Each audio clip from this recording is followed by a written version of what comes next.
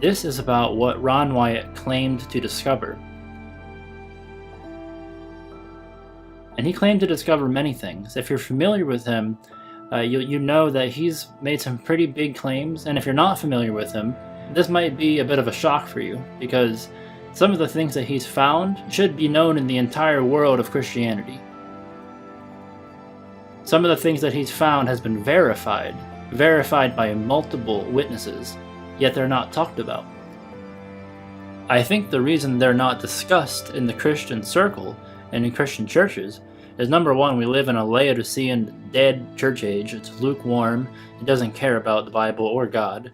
Number two, I think one of the issues is that he is a Seventh-day Adventist, and that scares people away from bringing him up. That scares away pastors and teachers from even mentioning his name because he's a Seventh-day Adventist. Now, I don't give a rip if he's a Seventh-day Adventist. I'm going to look at what he actually found, and I'm going to look at if he actually found it or not.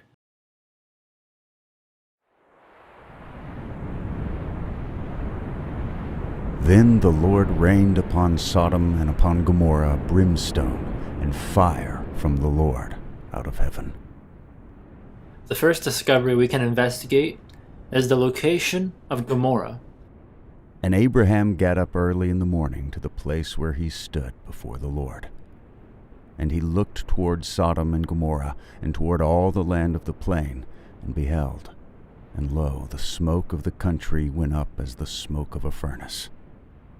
Ron Wyatt claimed to rediscover the ruins of ancient Gomorrah, the actual place where God rained down fire from the sky. And to begin showing you the evidence of this, I want to introduce you to Lotan from KJV Pictures, who has actually been to the place where Ron Wyatt claimed was Gomorrah. Hey everyone, Lotan here from KJV Pictures. Super excited to make this video because when Brother Brandon told me he was making this study, I had a few things to add. You see, Ron Wyatt's videos were some of the first videos I saw as a newborn Christian, and having family in Israel myself, I decided to go check out some of his findings firsthand. One finding in particular, because if true, for me, it would be sort of a smoking gun discovery, and that was the location of Sodom and Gomorrah. Ron had claimed to discover this location in, I believe, 1990, and his discoveries were quite shocking. Architecture, brimstone, sulfur balls, the whole 9 yards. But no one in the Christian community seemed to ever talk about it. I don't know, I had to check it out for myself.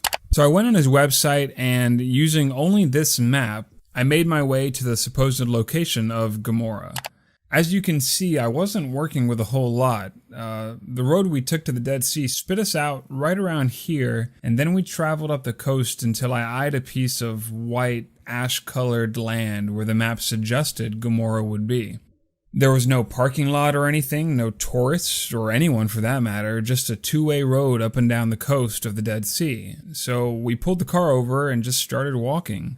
Right away, a large ziggurat-type structure greeted us. Hey, look, it's me. You can see from the picture that this is still the entrance of the city because you can still see desert plants. And we know from Deuteronomy that no grass or seed will ever take root there. Well, sure enough, as we entered the city, hey, look, it's me again. No grass or plants made their home there. You could see straight lines in the walls of the city where houses or other architecture used to be. And you could even see more ziggurat-type structures at major intersections. Although I didn't notice it firsthand on my trip since we only had about a few hours to explore, and you'd probably need about a few days from what I saw. But when I looked at this photo, I noticed in the background other symmetrical-type structures off in the distance, and nature just doesn't do that type of thing. All the walls of the valleys were decorated with this swirl-like pattern. It was beautiful to look at. Like heat had melted different layers of rock and stone together. But beautiful as it was just dust and ash to the touch. All these structures and ashen remains were great and all, but I still didn't have that smoking gun evidence that I wanted. I needed more evidence. I needed to find the sulfur balls that Ron claimed to be scattered all about. That would be my smoking gun. Only then would I be convinced that this was, in fact, the remains of that sinful city that God poured his judgment on thousands of years ago. Sure enough, I found more than a dozen small balls of sulfur scattered about. This is what's left of my personal collection today. I've burned some to show friends and family, and the smell is, well, horrifying. I can only imagine what it must have been like when these balls in their pure form came raining down from heaven on those lost cities. Yeah, if you ask me, I'd say Ron found it, but ultimately it's up to you if you want to believe him or not. But I think the real question is, do his discoveries contradict Scripture? Because if they contradict Scripture, it doesn't matter what I believe. It doesn't matter what you believe. But if they don't, well, for that I'll turn the study back over to Brother Brandon. Brandon, thanks for having me. It was a pleasure talking to you, and I look forward to listening to the rest of the study. Thank you, Lotan, and I highly recommend that you go subscribe to KJV Pictures because his content is on point, King James only. And everything he does is really well done, not only from a production standpoint, but from a scriptural basis. Now, I know what Lotan has showed you is very interesting if you've never seen it before, but I want to establish this with more witnesses so you can really see that this is not just Lotan. There are many people who have verified what Ron Wyatt claimed to find.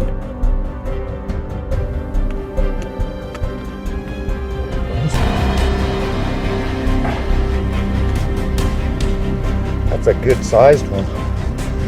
Still going. That's sulfur.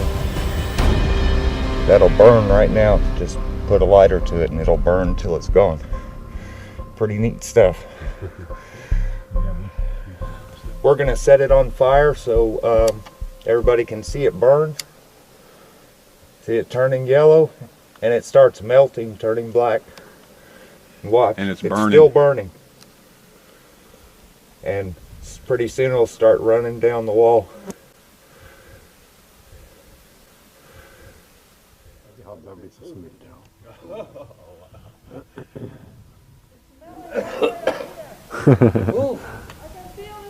Away from the Dead Sea, it is still possible to find today the remains and ruins of the destroyed cities described in Genesis 19. Although the locals consider these remains to be sand dunes due to 3,500 years of rain erosion, archaeologists like Ron Wyatt and Jake Wilson have discovered evident man-made structures in the area in the 1990s. Formations such as ancient houses, gates, temples, statues can still be spotted in the area. As opposed to regular sulfur, this pale white form of sulfur can only be found in the ruins of Sodom and Gomorrah. It cannot be found in any volcanic area or any mineral museum. Supporting the Genesis account, geothermal activity has never been recorded in the region, so these brimstones could not have come from a volcanic eruption.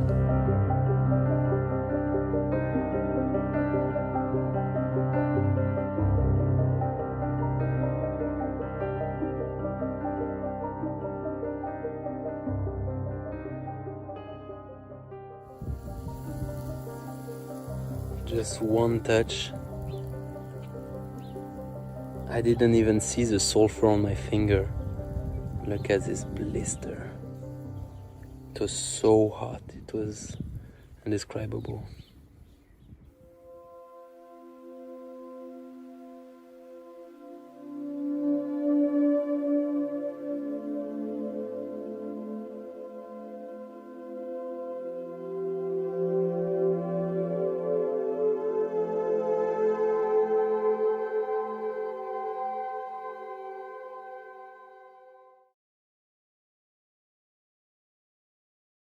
This is absolutely staggering. We've traveled the Holy Land. These are the believed sites of Sodom and Gomorrah. There is some discrepancy as to where they might be, but the evidence is so overwhelming that right here, this is where Sodom and Gomorrah is. I have been absolutely impacted and impressed by this. It's just, I mean, right now I just feel just a sense of awe over me right now as we're here. And as we have discovered in these areas a brimstone, and they're like balls. And this brimstone is totally different than any other place on the planet. Most other brimstone, and I should mention brimstone is synonymous with sulfur. So brimstone is kind of the old word for sulfur. So we have found sulfur balls all over in these city areas here, and it's unlike any other sulfur on the planet, as I mentioned. They're white, and they are about 90 to almost 100% pure. This brimstone is made of monoclinic, white sulfur that has been burned or cooked at a high temperature. It is quite different from natural sulfur that is formed in geothermal areas. Samples were taken to a lab for analysis.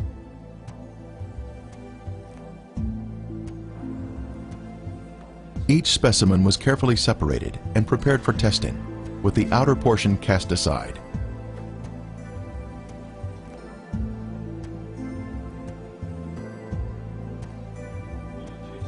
Next, the samples were dried and placed in a rock crusher. Then they were pressed onto a disc. Then they were loaded into a machine for the semi-quantitative X-ray analysis. Each sample was individually transported into the testing chamber for analysis. The results proved to be quite amazing.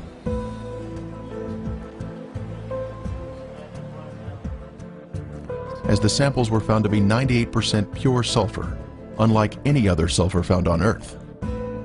This pure, cooked sulfur is the heavenly marker that was left behind to show the world that the Lord, without a doubt, destroyed these sinful cities at His command. Critics have said that the sulfur is from volcanic activity, but that type of rhombic sulfur is only 40% sulfur and is of a crystalline form, unlike the white, compacted monoclinic form that is found in the ashen cities today. Here is a round piece of brimstone embedded in a section of ash.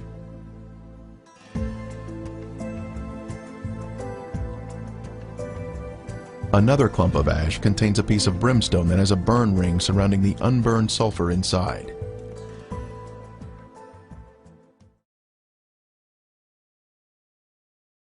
Considering the Bible describes this as being once like an Edenic area, you see nowadays it's just completely dead. As we are told, happened to this place that was judged. Today it's completely dead.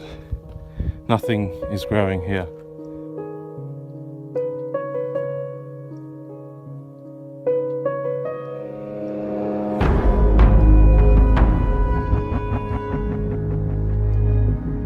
The whole thing is like sponge. And I really want to find one of those sulfur stones before the sun goes down.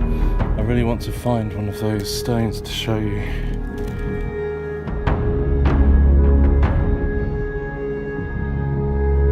That is not a normal shape. That doesn't look natural at all.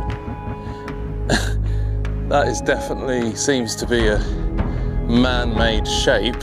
And is this not enough evidence for people to find all of these man-made looking structures, ashen remains, crumble in your hands, in the location where we're told in the Bible as evidence of God's judgment, as described by Josephus, historian, but then also finding circular, almost pure sulfur balls in the middle of the ash, in the middle of the walls and the shapes of the buildings. Is this not enough evidence for us to see that A, the Bible is true, and B, God is a just God and we need a saviour? Because sin requires punishment. Sin brings on the wrath of God, and this place is the evidence of the wrath of God, a holy God who is righteous and true, and this place was very rebellious. Now, whether or not you've heard of this discovery before, I want you to think about the fact that nobody talks about this. Why is this information so suppressed? Something that Lotan said that that resonates with me is there was nobody there. There was not even a tourist attraction or anything. Dude, if the LGBT community knew, if this was widespread information, and if everybody knew that Sodom and Gomorrah was real and God actually wiped out the city, why do archaeologists not look into this? What are they looking at? If they're not looking at this, where it's directly in your face, what are they actually spending their time on? Lotan said there's nobody there. Dude, this thing has been discovered since 1990. That's 31 years ago. Come on. There's no archaeologists in Sodom and Gomorrah with all this video evidence after 31 years. That's the world we live in. The truth is suppressed.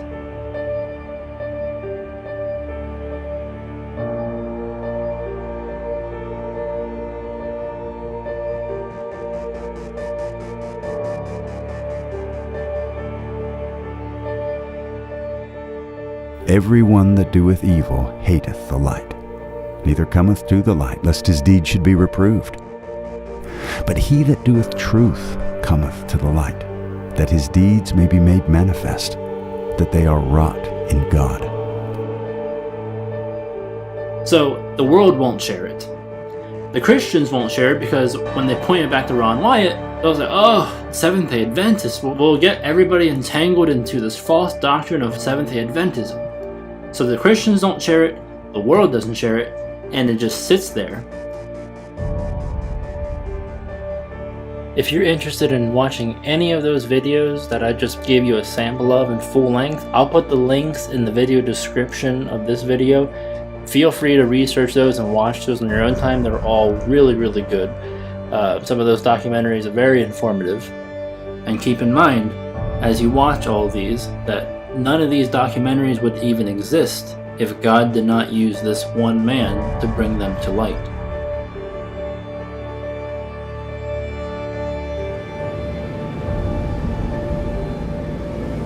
And the Lord overthrew the Egyptians in the midst of the sea. And the waters returned and covered the chariots and the horsemen and all the host of Pharaoh that came into the sea after them. There remained not so much as one of them.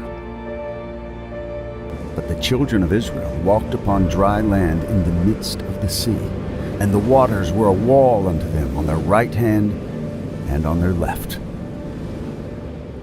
If you open your Bible to the very back where you have all of your maps, you're going to see that most Bibles at least have a path drawn out of the Exodus pathway from when the Israelites left Egypt from slavery, when they were delivered by God through the Red Sea and then all the way to Mount Sinai and through the wilderness.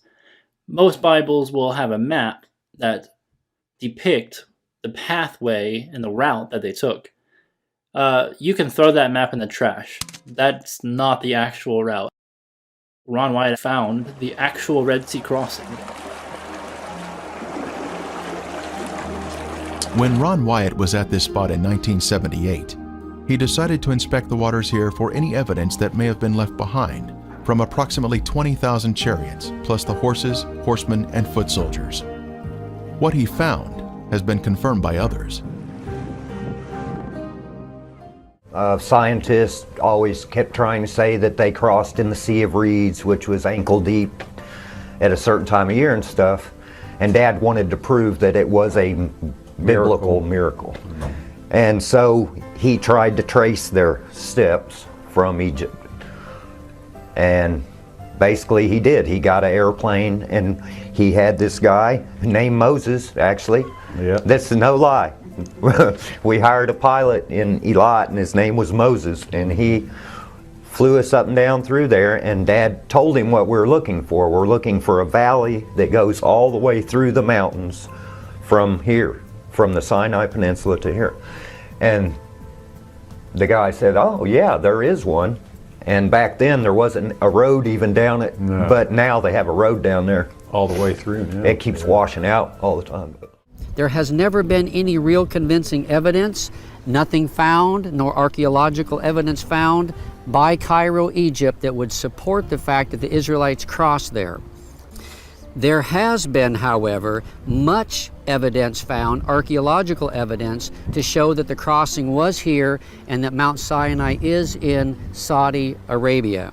So basically what we have here is the traditional Exodus route from Goshen, where the Israelites were in Egypt. They came out of Goshen and then they crossed over around here somewhere, and this is where the traditional crossing of the Red Sea is. It's really sad because they're basically saying that Egypt's chariots got drowned in this really shallow marsh-like area. They will keep the traditional site of Mount Sinai, and they'll put it here not because of evidence they found, but because Constantine's mother said this was Mount Sinai. So the scholars, with all their wisdom, go along with Constantine's mother, and in order to do that, they got to put the Red Sea crossing over here, because it wouldn't make sense over there. And they also say that this is the real Red Sea crossing because in the Hebrew, it's the Sea of Reeds, the Reed Sea. But if you actually look into it in other places in the Bible, it describes this area right here as the Red Sea as well. So this is also the Red Sea in the Bible. So anyways, the actual Red Sea crossing, they ended up at this beach right here, and then they crossed right here. So the actual Mount Sinai is in Arabia. According to scholars, it's where Constantine's mother said it was. But according to Paul, the apostle, it's in Arabia. And that's where it actually is, and we'll look at that next. But here's where the actual Red Sea crossing is. The actual route starts here, goes down through here, and then they get entangled in the wilderness. And let me see if I have a map of that. Yeah, so as you can see, there's like this windy valley. And that's where Pharaoh realized they would be entangled in the wilderness, and then when it pursued them, and they came out at the beach here, and this is where they actually crossed. There's another bird's eye view of the beach. And as you can see, all of Israel would fit onto this area of land while God protected them with a pillar of fire, cutting off Pharaoh's army coming from behind. They're literally finding chariot wheels. This is all found in that Red Sea area. Egyptian chariots were known to use metal hubs in the center of the wheels. Using metal detectors, divers have found metal in the raised hubs that are now covered in coral. So when you dive with underwater metal detector, you can go over all the corals and you don't get any reading.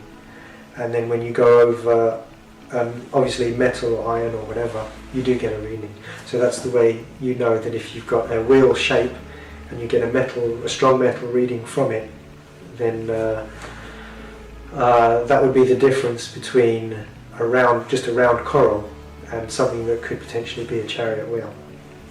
So when you compare this particular four-spoked hub to the hubs that you see in the Egyptian Museum, it looks exactly the same, and there's metal where you'd expect to see it. Here we see another four-spoked chariot wheel with one spoke missing and a center-raised hub. The coral here has preserved the chariot parts by retaining the man-made structure, even after the wood has disappeared. Here we see another wheel suspended on its axle, standing at attention. It has 6 spokes and a raised center hub. Ron Wyatt made many dives here and located many artifacts. That thing in the middle is like the hub of the wheel, and then it's almost like a cross of coral. The wood rotted away. The metal would still be there with coral around it. But as you can see, that's just not a natural coral formation. There shouldn't be any coral at all in this area because there's nothing for it to grow on. But if there was a bunch of chariots down there rotting away, coral would definitely be growing on them. So, as you can see, that's clearly a chariot wheel. This is pretty clearly a chariot wheel. On the right side is giving you like an illustration, but you can even without the illustration, you can see. It just gets more and more obvious. Like, what is that coral doing? That's obviously something sticking up like an axle. That's just not normal. Come on. Like, what do you think that is? There's also a gold one found, and if you don't think that's a chariot wheel, I don't know what to tell you. That's a chariot wheel. The premier find here at the crossing site is this gold veneer that was left behind from a 4-spoke chariot wheel. The Bible tells us there were 600 choice chariots used in the chase of the children of Israel. This artifact was left behind at a depth of 200 feet. Since specialized equipment would be necessary to raise it to the surface, today it is still in the location where it was found. Because when Dad first did the cameras, I don't think we even had the scuba gear yet, did we? I think we were just No, our snorkeling first out trip, the first we didn't time. really find anything, except we found the spot where we thought that it was. But when the we crossing actually was. did go scuba diving, Dad bought 2 little underwater Kodak cameras, and that's what the underwater pictures were taken with. I took a picture of 3 different wheels. The golden chariot wheel picture got drowned in one of the cameras, and the other camera had a bunch of chariot wheels but not the gold one. Me and Ronnie went down and touched. We touched the gold chariot one. wheel. Yeah. How deep was that? Somewhere around 180 feet. Yeah, it was right around there. Like Ronnie said earlier, we were swimming about 35 feet where you can stay all day, whatever, 32 feet. So But we then were up we there would go swimming down. around, and if we saw anything, we'd go down. On a number of trips, we've brought metal detectors to Nueva, and these reveal that inside the coral there is metal that would be consistent with what we'd expect from finding remains of the Egyptian army. Now, some people have asked, well, if that's the case, why don't you just bring up artifacts, some of this coral that contains this metal? There's a very simple reason for that. As you can see on the sign, it's strictly forbidden to touch or remove any coral in the Red Sea. So for us to do so would be violating Egyptian law. Further south in the Gulf of Aqaba, you can see that things have been washed up on the land, like sea stars, corals, and other things twisted into one another, like a disastrous whatever. Like a washing machine has been treating the material, so to speak. And also in that kind of material we can find bronze. And bronze is a metal that's made by humans, so it's not a natural one. You can see how rugged these mountains are. And much of the Gulf of Aqaba is just as rugged underwater. So if God had parted the water with the underground terrain looking like this, it would have been impassable. There are 2,000-meter high mountains around the Gulf of Aqaba. There are 2,000-meter deep waters in the deepest section. Huge falls from the peaks to the bottom. You can ask the question, how can we cross the seabed? I mean, we just take away the water. We don't talk about the water. But how can you just cross? First, you could not have any mud on the seabed. You need a solid ground. Horses should be able, full speed, going across that material, whatever the material is. In the middle of the Gulf of Aqaba, there is a shallow section, relatively speaking, shallow. And the interesting thing is that the downhill slope and then the uphill slope on the other side is within the criteria for wheelchairs in the US. You know, it can't be too much uphill or downhill with a wheelchair because it's too much work, so to speak. So the downhill slope and the uphill slope is within these limits. That's a scientific statement. This is the Wadi Watia. This is the canyon that connects the Sinai Desert to the Red Sea. And you can see these very rugged mountains. If you're walking down this canyon, you've got to follow it all the way. You can't go left or right. We find in Exodus chapter 14 verse 3 a description where Pharaoh would say the children of Israel are entangled in the land, the wilderness has shut them in. That's a perfect description of this wadi leading down to the Red Sea.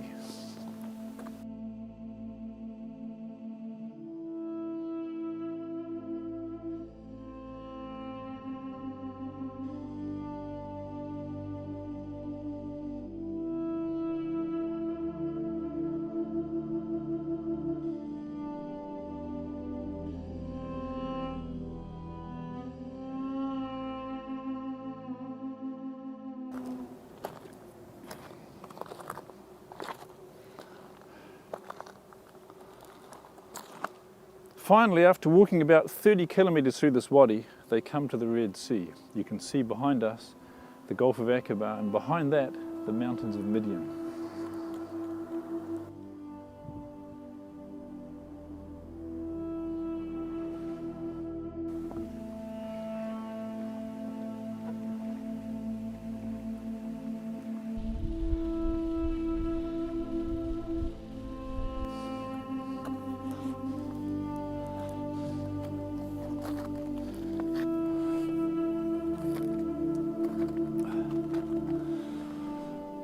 Josephus described the mountains around the Red Sea crossing site as impassable by reason of their roughness. You can see these mountains here around Nuweiba Beach are extremely rough. You can see the loose rock, the shingle, very hard to climb and very dry and barren. Had the Egyptians attacked the Hebrews at the Red Sea crossing site and they'd scattered through these mountains, it would have been an absolute disaster for the Israelites. The interesting thing is that the gravel at the location in the midsection of the Gulf of Aqaba, since it's shallow there, the tidal current goes back and forth and keep this clean. And immediately when you take away the water, it's like concrete. It's very, very solid. So no problem with the horses, no problem with the chariots, no problems with the oxen and the oxen chariots and so forth. Just go across. Since there are chariot parts on this side of the Red Sea crossing, could there be other chariot parts on the other side of the Gulf, showing a continuation of artifacts? On the shore opposite of Nuweiba, inspection of the seafloor in Saudi Arabia has also been conducted to see if chariot parts can be found on this side of the Red Sea crossing. While investigating the Saudi Arabian waters, Viveka Pontian found this beautiful round chariot wheel specimen with a raised center hub.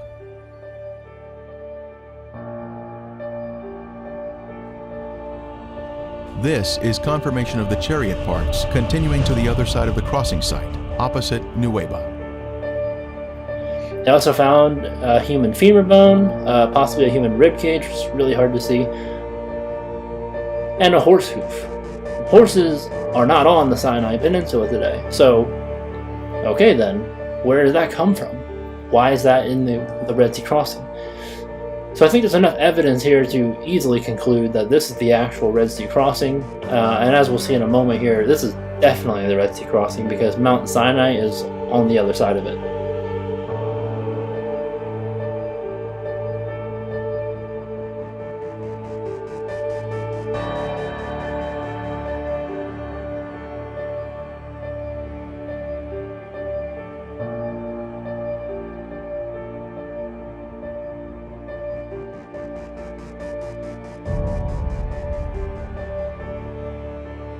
And the smoke thereof ascended as the smoke of a furnace, and the whole mount quaked greatly. And when the voice of the trumpet sounded long, and waxed louder and louder, Moses spake, and God answered him by a voice.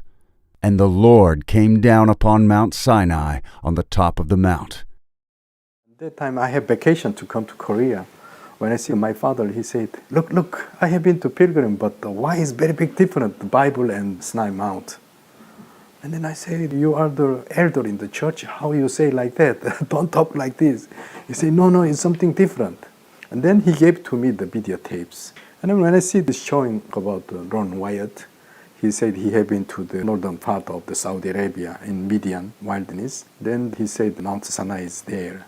So I was very much strange because since I was a child, I read so many times the books. But I'm just reading the book, but never match on the map with the Bible. The tradition that the mountain in Egypt's Sinai Peninsula is Mount Sinai only dates back to the 4th century AD. New research based on Jewish, Christian, and Islamic sources indicate that there is a tradition that is 600 years older. And according to that tradition, Mount Sinai is in northwest Saudi Arabia. This other tradition points to Jabal Makla, a peak on the mountain range known as Jebel al-Lawz, as the true Mountain of Moses.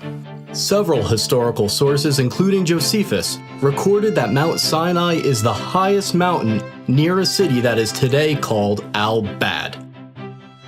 Locals refer to Jabal Makla as Jebel Musa, the mountain of Moses. So you call this one Jabal Musa? Jabal Musa. One of the distinguishing features of this mountain is the blackened top that you can see right behind me. The Bible says that God descended upon Mount Sinai as a fire. The blackened peaks stick out from the surrounding areas, and the rocks are only black from the outside. Researchers disagree as to whether the blackened rocks are actual evidence of God descending upon the mountain as a fire like the Bible says, or whether it's natural volcanic rock. A small handful of Americans tried to sneak into this area in the late 1970s and the 1980s. They were arrested, and their photos and videos were confiscated by the Saudi police. Their evidence was lost.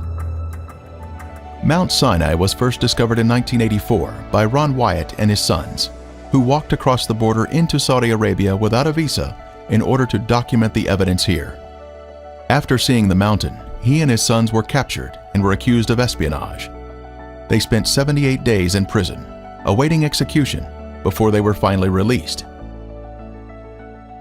After Ron Wyatt was there, the Saudi government, they know that this place is important. And also they have a special investigation all around the mountains.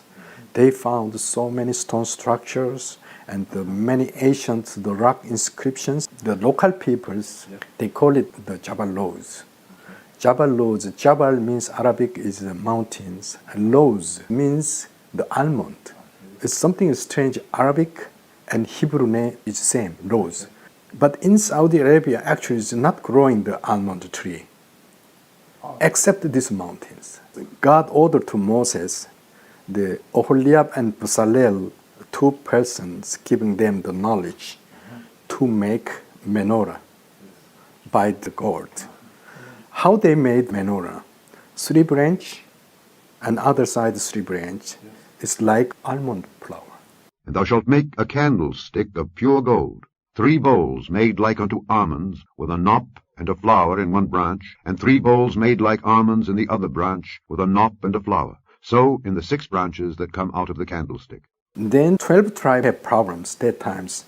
Moses ordered to every tribe to the staff, put the name of the tribe, and then they put in the ark. Morning times, found out the Aaron, his staff, almond tree and almond flower was there. And take of every one of them a rod, write thou every man's name upon his rod. And thou shalt lay them up in the tabernacle of the congregation before the testimony, where I will meet with you. And it shall come to pass that the man's rod whom I shall choose shall blossom. And it came to pass that on the morrow Moses went into the tabernacle of witness, and behold, the rod of Aaron for the house of Levi was budded, and brought forth buds, and bloomed blossoms, and yielded almonds. How to match this mountain name and this almond? But also, why is matching the Jabal Lows and the Hebrew and Arab is same word, same meaning? Well, we've made it not to the summit yet. We're at about 6,400 feet in the elevation. As you look behind me, you can see the big plain that the Israelites camped in front of the mountain. And just right down where we're standing, you can see the plateau where definitely 70 plus people could have sat and ate with God. Remember, Moses went up there with the elders of Israel. And right in front of me is the Blackened Peak. We're going to summit that today. I understand from their video, they said where the black begins, it's very distinct. It's a clear change from normal rock to black, like it's a boundary, a very clear boundary. Did you found that too? Yeah. I go to on the back side, I come to there. But this one, the like stone is melted. But some of them, they arguing, said, oh, this one volcanic stone. But volcanic stone, if you broke inside, also is black. Yes. But this one, only the outside is blackened. 20 to 30% from the top of the mountain is blackened. But it's go down is normal. Wow. Yeah, it's not like a volcanic stone. Right. Different, very big different volcanic stone. Okay, we are at the line where the stone changes color between the black stone and the white, pink, whatever you want to call it, granite.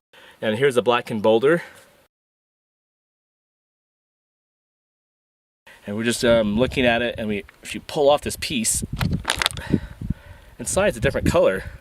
That's kind of pinkish, but the outside's black. Now the amount of evidence around Mount Sinai here, which today is called Jabal Machlah, reveals this place is indeed the true Mount Sinai. It is all quite convincing, so let's now look at all of the evidence here at this Mount Sinai, which is known again as Jabal Machlah. First of all, the Bible states that the Israelites camped at the base of Mount Sinai for around a year. Interestingly, at the base of this mountain here is a large flat area where the Israelites could have camped. It is huge in size and had streams of water and pasture land for their livestock to graze. Also, the climate was perfect as it is higher in elevation, so it's not hot in the summer and it's comfortable in the winter. Next, Exodus 19:18 states that Mount Sinai was all in smoke because the Lord descended upon it in fire, and its smoke ascended like the smoke of a furnace, and the whole mountain quaked violently. The top of these mountains are dark, showing signs of burnt marks. The outer parts of the rocks are black, but on the inside they are brownish in color. And you can see here there's been some rocks that have been chipped away, and you can see that on the outside they're black and on the inside they are brown. This seems to be more evidence that this mountain and the surrounding mountains close by were covered with fire and smoke. Now from Mount Sinai, God gave the 10 Commandments to the nation of Israel and supernaturally wrote them on tablets of stone with His own finger. This was an earth-shattering event. Scripture says the mountain was on fire for 6 days and appeared as if it was going to be consumed. And the Israelites who saw this were terrified as they beheld everything that took place.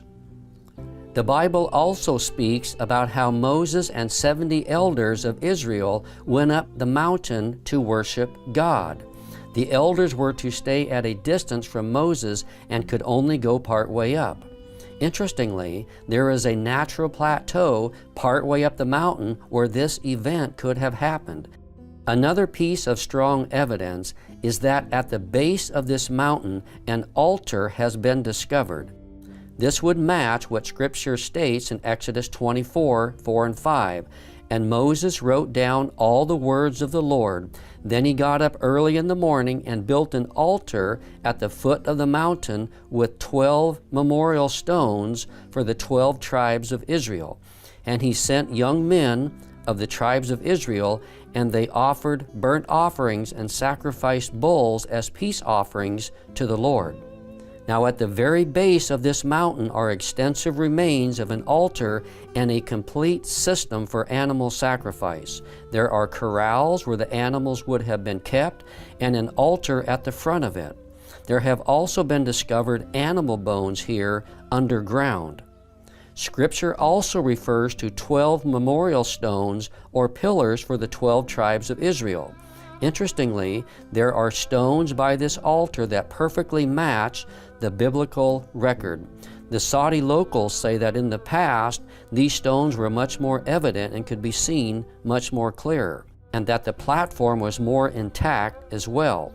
Also, Ron Wyatt documents having found one of the pillars that had Hebrew writings on it. It's quite fascinating that everything here matches perfectly the biblical account of this event. Near the altar of Moses and the 12 pillars, Moses read to the Israelites the Book of the Covenant, and they agreed to it. This means that Moses probably had a spot right above the altar that served as a stage to address the Israelites. Now, just above the altar of Moses is a large platform from where Moses could have easily spoken to the Israelites when the covenant was made. It provides a natural place from which to speak, and the Saudi locals talk about how sound travels here like a natural amphitheater. Another fascinating discovery at the base of this mountain is the altar upon which Aaron set the golden calf, and all Israel worshipped before it. On the top of these rocks is the main rock that shows a flat spot where the golden calf might have been placed for all Israel to see. Below the rocks is where Aaron would have made an altar to this golden calf. Now Exodus 32 provides all the details. It says, "Now when the people saw that Moses delayed in coming down from the mountain, the people assembled about Aaron and said to him, 'Come, make us a god who will go before us. As for this Moses, the man who brought us up from the land of Egypt, we do not know what has become of him.' Aaron said to them, 'Tear off the gold rings which are on the ears of your wives, your sons, and your daughters, and bring them to me.' Then all the people tore off the gold rings which were on their ears and brought them to Aaron. And he took this from their hand and fashioned it with a graving tool and made it into a golden calf, or a molten calf. And they said, 'This is your God, O Israel, who brought you up from the land of Egypt.' Now when Aaron saw this, he built an altar before it." So Moses was on top of Mount Sinai for 40 days, and this event happened while Moses was away. Now, interestingly, this golden calf was a representation of the Egyptian false god Hathor. It was one of Egypt's main gods. You can see images of this false god that look very similar to the paintings on these rocks here. There are also many other inscriptions on these rocks as well. Now, worship of this false god Hathor consisted of dancing, drums, and sexual promiscuity, and this is exactly what the Israelites were doing while Moses was away. This altar, interestingly, is fenced and gated like other archaeological sites at the base of this mountain by the Saudi government. However, over the past several years, the Saudi government has opened up these sites to tourists, and you can now go there easily and see these places for yourself. Additionally, many artifacts and discoveries have been found in this area that give great evidence that this mountain is indeed the true Mount Sinai. Now, after the golden calf incident, when Moses returns back to the base of the mountain, it says in Exodus 32:20, what Moses did with this golden calf. It says, "Then he took the calf which they had made and completely burned it with fire and ground it to powder and scattered it over the surface of the water and made the sons of Israel drink it." At the base of this mountain there is a stream which forms a small lake. So this place provides the water that would have been necessary for this event to have happened here. There are also around this small lake a number of wells that have been discovered as well. So this area was a main water source. A stream came down from the mountain here, and it was a main water source. There was another stream as well just to the north. So there was plenty of water in this area for these events to take place and for the nation of Israel to have used during their time at the base of Mount Sinai. Also, after the golden calf ordeal, God ordered the Levites to kill those who had been involved in the worship of the golden calf. In Exodus 32:28, we see that 3,000 died as a result. Now, with this being the case, there should be a mass graveyard site close by to this area. Interestingly, we find a site about 4 to 5 miles north that fits exactly this biblical event. There are thousands of standing stones that appear to have been used as grave markers in this flat plain. This area is also fenced off by the Saudi government and declared as an archaeological site. Also, close by to this mountain, there has been found a menorah painting which gives evidence that the Israelites were in this area. What I know, the oldest menorah was AD 70. Roman Titus, he took to the Rome, After that, they don't found the oldest menorah up to today. But what I found, this menorah inscriptions is very old. Why? Around this menorah inscriptions, there is so many old letter was there. This old letter is very similar Hebrew letters. and call it maybe Talmudic. Talmudic, it means BC 13 to BC 15. Okay. It's almost Exodus times. Wow. This letter with menorah together here. Okay. So let me tell you, that place is Arabia. That place, why there is the Jewish mark on it there. And that place, why all the Hebrew letter is there. Unfortunately, this painting has been chiseled away in recent years, but older photos and documentation clearly prove its existence, and even what has been chiseled away shows the outline of a menorah. We also know that God gave to Moses, while they were at the base of Mount Sinai for about a year here, the design of the tabernacle, and that it was erected at the base of the mountain. Now, we don't have any evidence of this tabernacle as being here, as it was mobile in nature. However, by taking into consideration the location of the mountain and the lay of the land, there is a place here that would be the natural location for it to be. It is flat, close by to the altar of Moses, and at the base of the mountain. Now, the Bible mentions how the prophet Elijah traveled to Mount Sinai and stayed in a cave there after his powerful confrontation with the 850 false prophets of Baal and Asherah on Mount Carmel, as found in 1 Kings 19. At this confrontation, supernatural fire came down from the Lord and consumed the altar and everything on it. Then Elijah traveled to Mount Sinai and stayed in a cave. At this cave on Mount Sinai, God spoke to Elijah and strengthened him. Interestingly, on the side of this believed Mount Sinai is a large cave that perfectly matches Scripture and where Elijah could have stayed. This cave is known as the Cave of Elijah. It is also the only large cave in this area of mountains. There are also many other evidences that can be found around Mount Sinai that support it as the true location of Mount Sinai. Now it says in Exodus 15, it says, "Then they came to Elim, where there were 12 springs of water and 70 date palms, and they camped there beside the waters." And you can see in this video, this place has been found. This very place that it talks about has been found, and it supports the biblical text. To this day, there are many palm trees and exactly 12 wells here. This would have provided water and met all the needs of the Israelites. Here you can see this area with the palm trees and some of the wells. The Saudi locals in the area point out that this is Elim and has been known by this name as long as they can remember.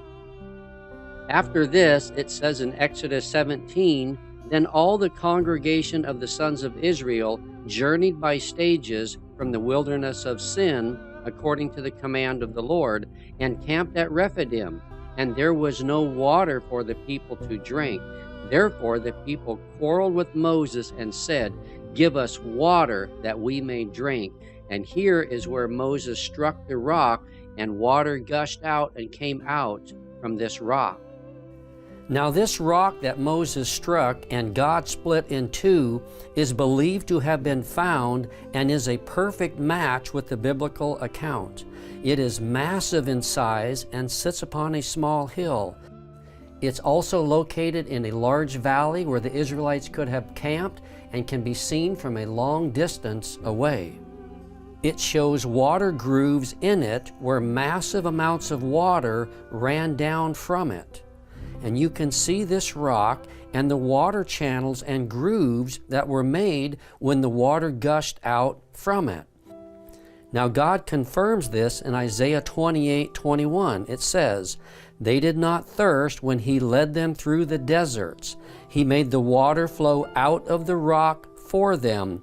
He split the rock and the water gushed out." And this is exactly what we see here at this large, massive rock at Rephidim. And then it says in Psalm 78, it says, "He split the rocks in the wilderness and gave them abundant drink like the ocean depths. He brought forth streams also from the rock and caused waters to run down like rivers." Now this rock from which the water flowed here at Rephidim is also referred to as the rock of Horeb, because it is close by to Mount Sinai, also known as Mount Horeb. Also, while at Rephidim, the Amalekites came and fought against the Israelites. Exodus 17:8 says that, "Then Amalek came and fought against Israel at Rephidim."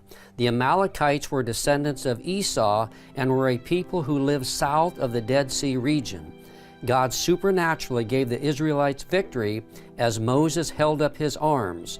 When his arms got tired from being outstretched, then Aaron and Hur helped him hold up his arms. And by doing so, the Israelites were victorious over the Amalekites. Also, right by this massive rock at Rephidim, you can see what appears to be an altar that Moses erected after defeating the Amalekites and named it Jehovah Nissi, which means in Hebrew, "The Lord is our banner." This altar is located right beside the rock Moses struck where the water gushed out for the Israelites to drink.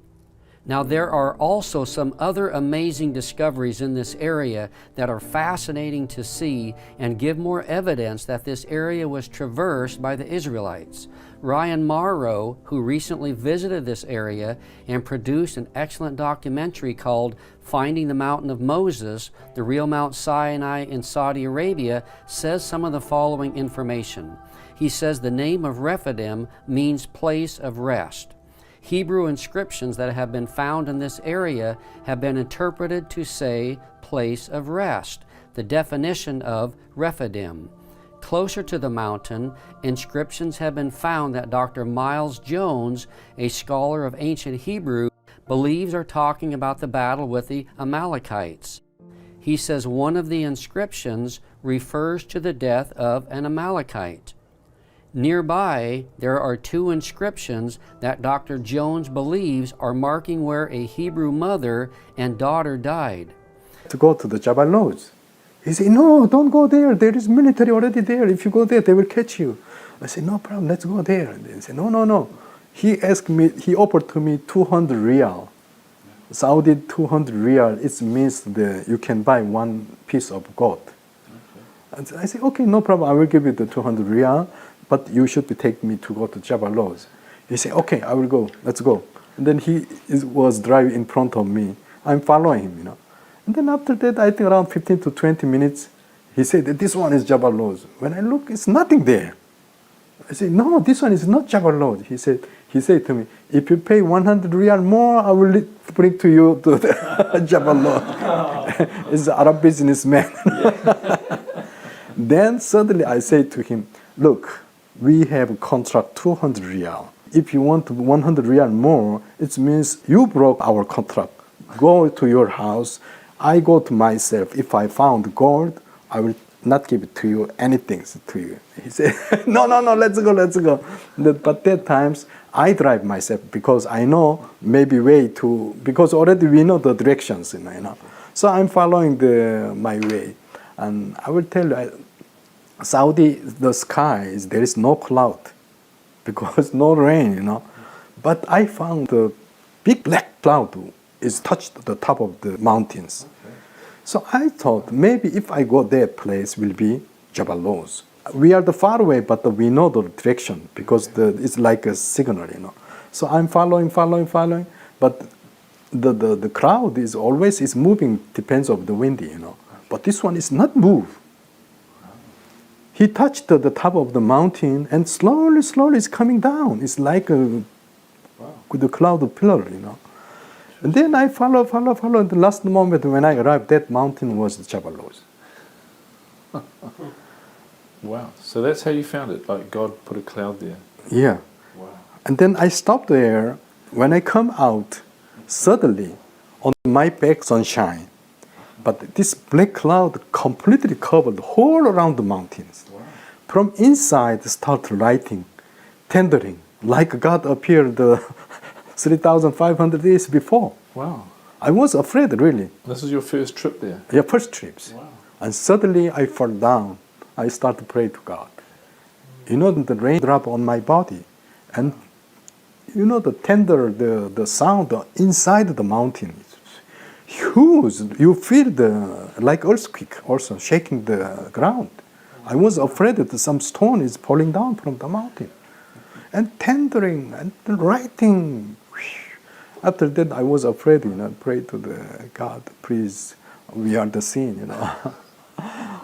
You know, the more than 50 years old, you know, what I did before.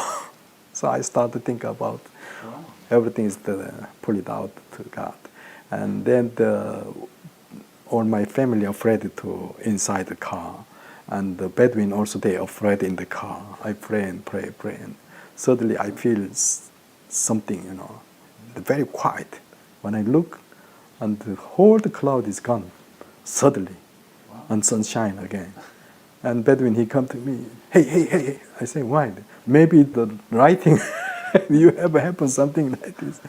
And then I asked him, did you see something like this happen? He said, he's almost 80 years old. He said, I never seen all my life. Wow. And this time is not the raining season. Yes. Why something happened like this? I say, I don't know. If this is Mount Sinai, this is very significant. Mm-hmm. So why hasn't the archaeologists gone there and investigated this? No one can enter that place, archaeological area, or no one can excavations. So up to today, even there is, looks like a Bible, the stone structure is there, and 12 stone pillar is there, and Eliad cave is there. Everything is there. What is written like Bible, 100% is there. But now the Islam people occupied here. So who can go inside? Nobody can inside. Since AD 610, when Islamic occupied in this area, you cannot go inside. You want to go, but you cannot. You try to apply the official visa for the excavation in this place. You think they will release visa to you? No. If the Mount Sinai was open place, like Egypt, or if the Mount Sinai was in the America, or somewhere, it will be destroyed everything. Yes. Like the Jerusalems. Yeah. But this one, 3,500 years, he protect himself. So many tribes, so many generations, and come and go, but he keep it long time in the desert. Nowadays, last day before the Jesus coming, very few selection people bring to show this place, to show them where is the real Mount Sinai. Let me tell you, Jesus' times, he did a lot of things. Sometimes you don't know how to work, but the Jesus, when he wake up, he suddenly work. The blind, he open eyes. Dumb, he can talk. Like Nazareth, he was, after die 3 days, already start smelling his body, but he come out, he alive. But you think that times all the people, they believe that Jesus? No. Who believe? Weakness peoples, child, no power peoples.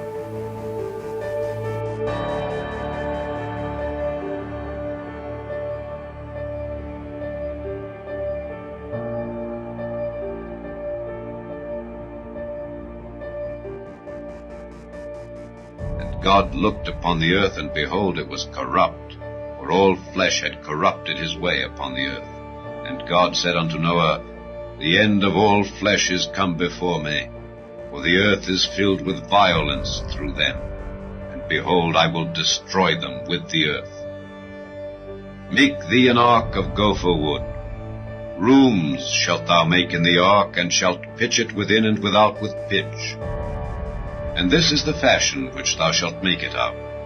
The length of the ark shall be 300 cubits, the breadth of it 50 cubits, and the height of it 30 cubits. A window shalt thou make to the ark, and in a cubit shalt thou finish it above, and the door of the ark shalt thou set in the side thereof. With lower, second, and third stories shalt thou make it. And behold, I, even I, do bring a flood of waters upon the earth, to destroy all flesh wherein is the breath of life from under heaven. And everything that is in the earth shall die. Yes, I've been studying archaeology and ancient history for a long time, and Old Persian, and I'm Jewish, and I was educated in the Old Testament, and I think it's important for people to realize that archaeologists and geologists have been in the Middle East for well over 100 years using modern methods. Many of them are dedicated Christians and Jews and Muslims, all of whom believe in the Old Testament. And the reason why none of them think that Noah's Ark could be on Mount Ararat is because from what we know of modern science, it would take Mount Ararat being, 13,000, 14,000 feet, it would take such a huge flood to place an ark there that the flood would leave signs all over, virtually all over the Middle East, and there are no signs whatsoever of such a huge flood. There are small local floods in, Sumer and Eridu and Kish and places like that, but virtually no signs, no geological signs of a flood. Mr. Wyatt? Okay, I appreciate your observation there, sir. Now, we will have to agree with you on the fact that this boat could not be on Ararat for many reasons. It's a post-flood volcano.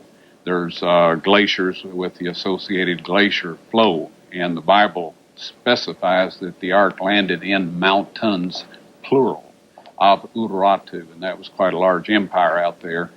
And so it is not on Mount Ararat. It's 12 miles to the south on a place called Mount Masr, or Mountain of Pain, or something to that extent. Now, as to your worldwide evidences of a flood, I will disagree with you there, sir. There is evidence of worldwide flood because of marine fossils at the Cretaceous level. Everything, and that's a roughly average of 7,000 feet around the globe, and everything above that is obviously upthrusted material. And so when you say that these people all agree, I have to agree that the predominance of people in this type of research say this, but sadly they are quoting the textbooks that they studied in school, and they have not done field archaeology on this, or they would not say that. On June 20th, 1987, in the mountains of Ararat, Turkey officially recognized the discovery of Noah's Ark. Located on a mountainside about 15 miles south of the volcanic Mount Ararat, the remains of the massive ship were dedicated during a special ceremony. Guest of honor was Ron Wyatt, due to his 10 years of research at the site. The story began in 1957 during the Cold War, when aerial photos taken of eastern Turkey while searching for Soviet missile bases revealed a strange boat-shaped formation in the mountains about 6,300 feet above sea level. Life magazine reported on the story after an expedition from the United States went to the site in 1960. Blowing holes in the strange formation, the members of the team came away with the conclusion that there was nothing there of any archaeological interest. Ron Wyatt, like many others, read the story, but he was of the opinion that the site needed further exploration. There had been many claims of seeing Noah's Ark on the volcanic Mount Ararat, but Ron knew that it was a stratovolcano, and he believed that nothing would have been able to survive there. He noted the biblical account of the location of the ark. And the ark rested in the 7th month, on the 17th day of the month, upon the mountains of Ararat. On Ron Wyatt's first trip to the region in 1977, he didn't know where to begin searching, and he only had 3 days in the area. We were looking at all these mountains we were going through, and Dad realized, he's like, guys, you see how rugged this place is? He said, do you know that we have no clue as to what direction to look in once we get there? And we're like, yeah, because we didn't have the map coordinates. We had nothing except the picture in the book and, the area of where it was around Mount Ararat that it was taken. And so we were becoming real skeptical on whether we were going to get to see anything this trip. And then once we got off the train, we hired a cab to take us in to Dugabazit, the town close to Mount Ararat. And while we were driving, it was at night, and Dad said, guys, he quoted the scripture, and so Dad said we should all say a prayer that God help us know which way to look. And we basically all three just said a separate prayer, bowed our heads and said a separate prayer in the car silently. And just a few minutes later, the car died, and everything went off. The headlights, the engine shut off, everything. So he had to immediately pull over because it was night and you couldn't see.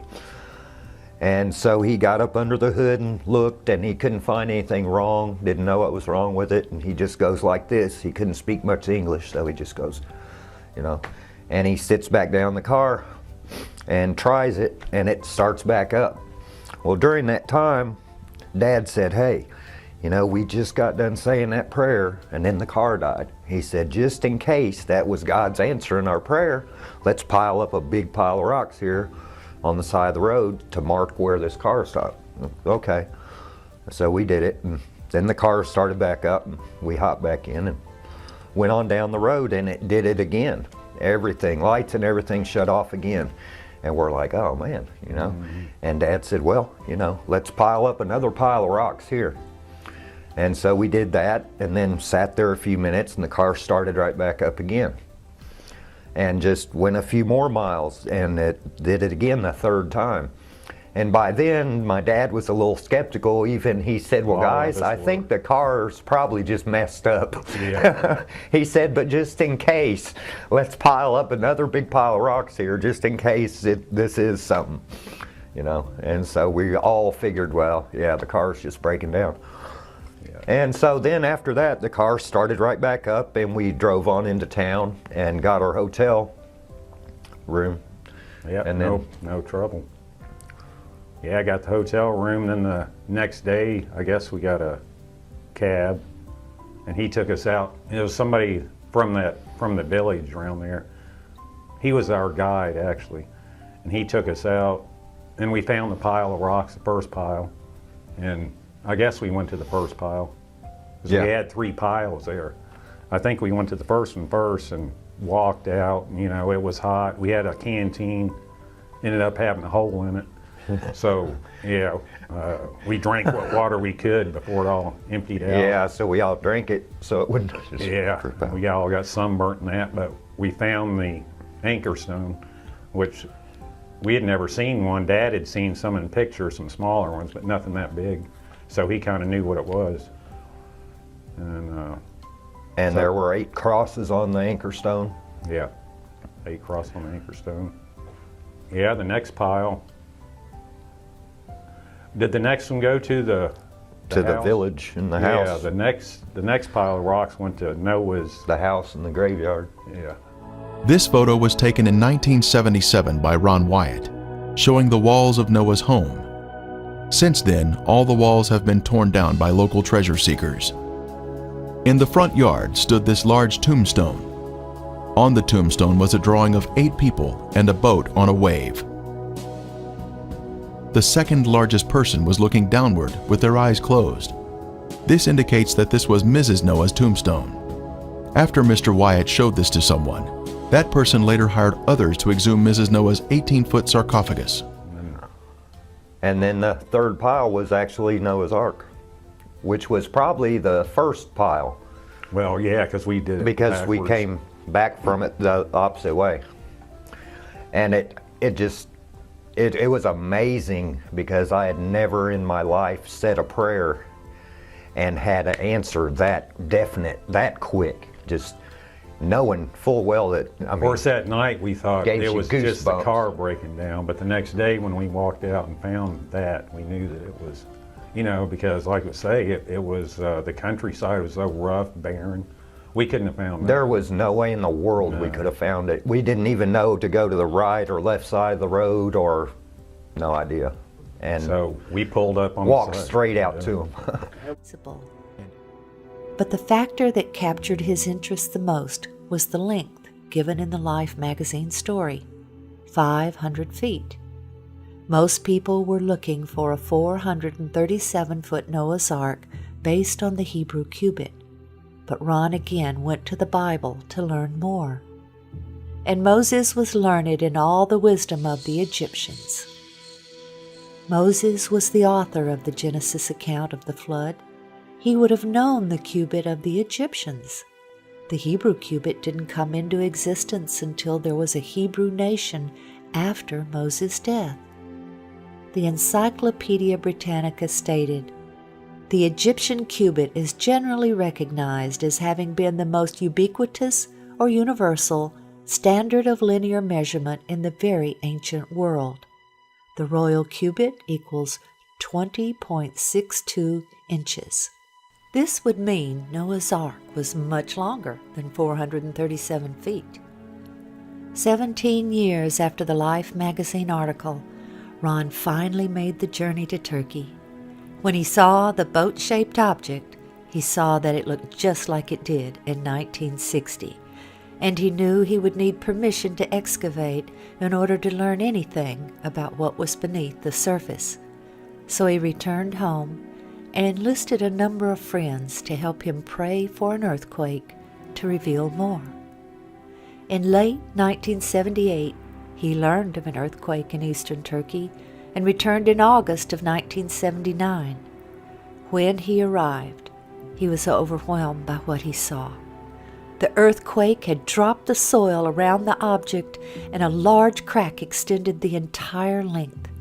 He could see what looked to him like the remains of decayed rib timbers along the now exposed sides.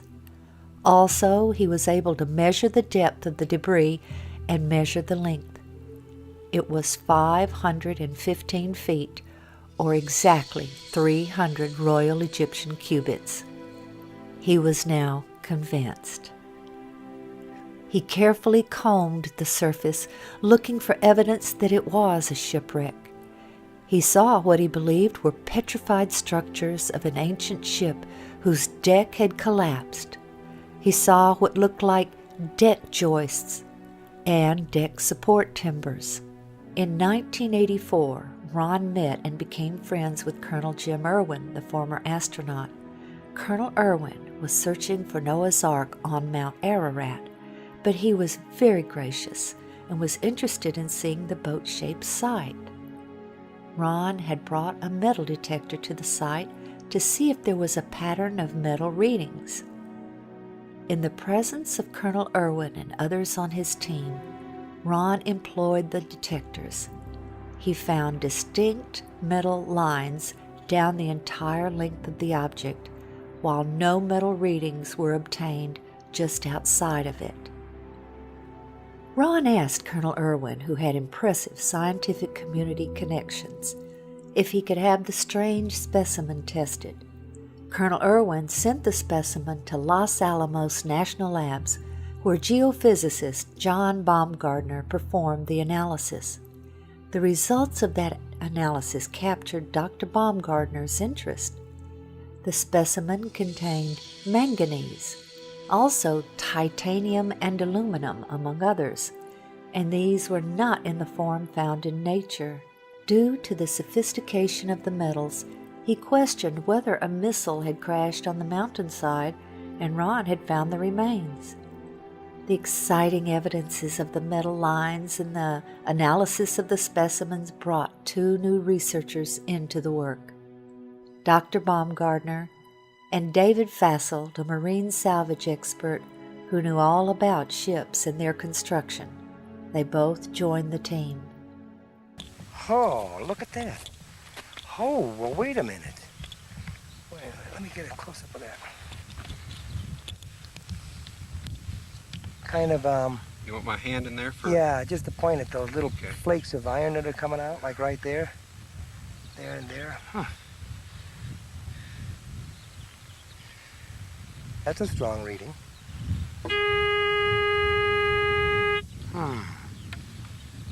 Well, I'd save those frames right there. Okay. Keep walking. Do you want a measuring tape to measure these things, how far apart they are?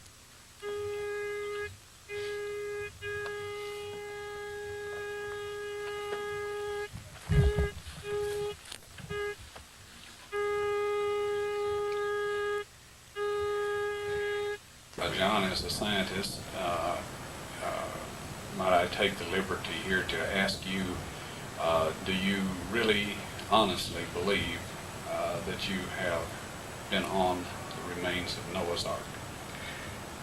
I have no doubt in my mind. This has to be a man-made structure. It's full of metal. The metal has a regular pattern to it, and the size of the thing and the shape of the thing is such that it's almost certainly a large boat. Dr. Baumgartner and Ron scanned the entire site with 3 different types of metal detectors. Placing rocks at each metal reading, they then attached tapes to show the lines. While Turkish scientists and archaeologists did their own research, Ron and his associates continued their work. The next step was subsurface interface radar. There's the longitudinal bulkhead. You ought to see them popping out, Ron. Yeah, there they are. Here. There's yeah. another one. There's the keel line right there. Yeah.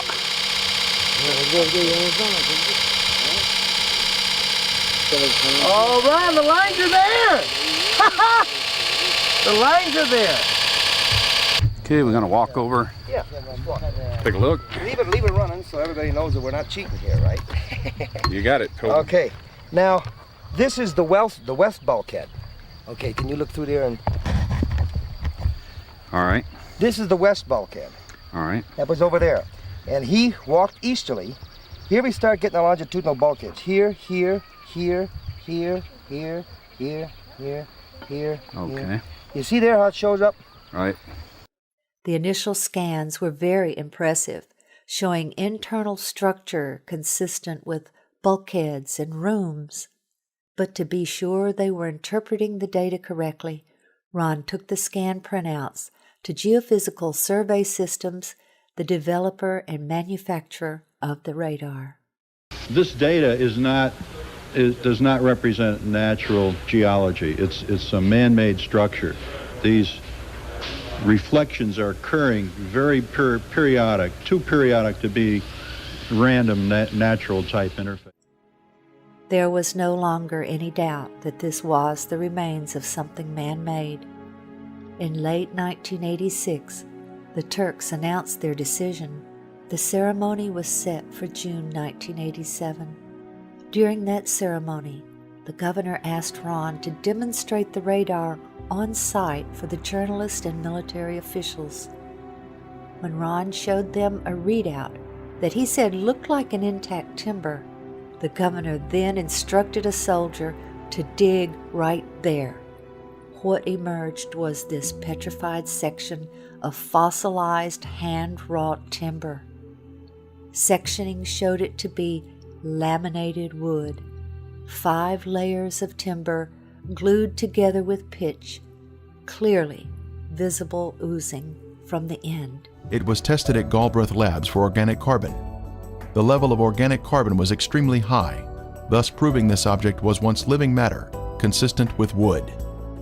Using radar equipment, Ron Wyatt discovered an open cavity on the starboard side of the Ark. Utilizing a core drilling technique, he was able to gain access to the interior of the Ark. Stunning evidence was pulled from the belly of the ship. Using an improvised long rake device, petrified animal dung was extracted from the hull. Next, cat hair was also pulled from the cavity. Then, a petrified antler was extracted. These are all items that one would expect to find in the bottom of the Ark. The Bible tells us the antediluvians were skilled in metalworking. Tubal-Cain, an instructor of every craftsman in bronze and iron.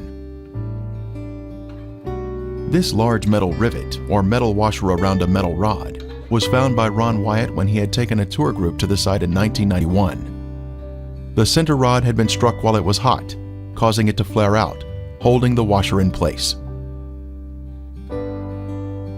Test results showed that it contained 8% aluminum metal.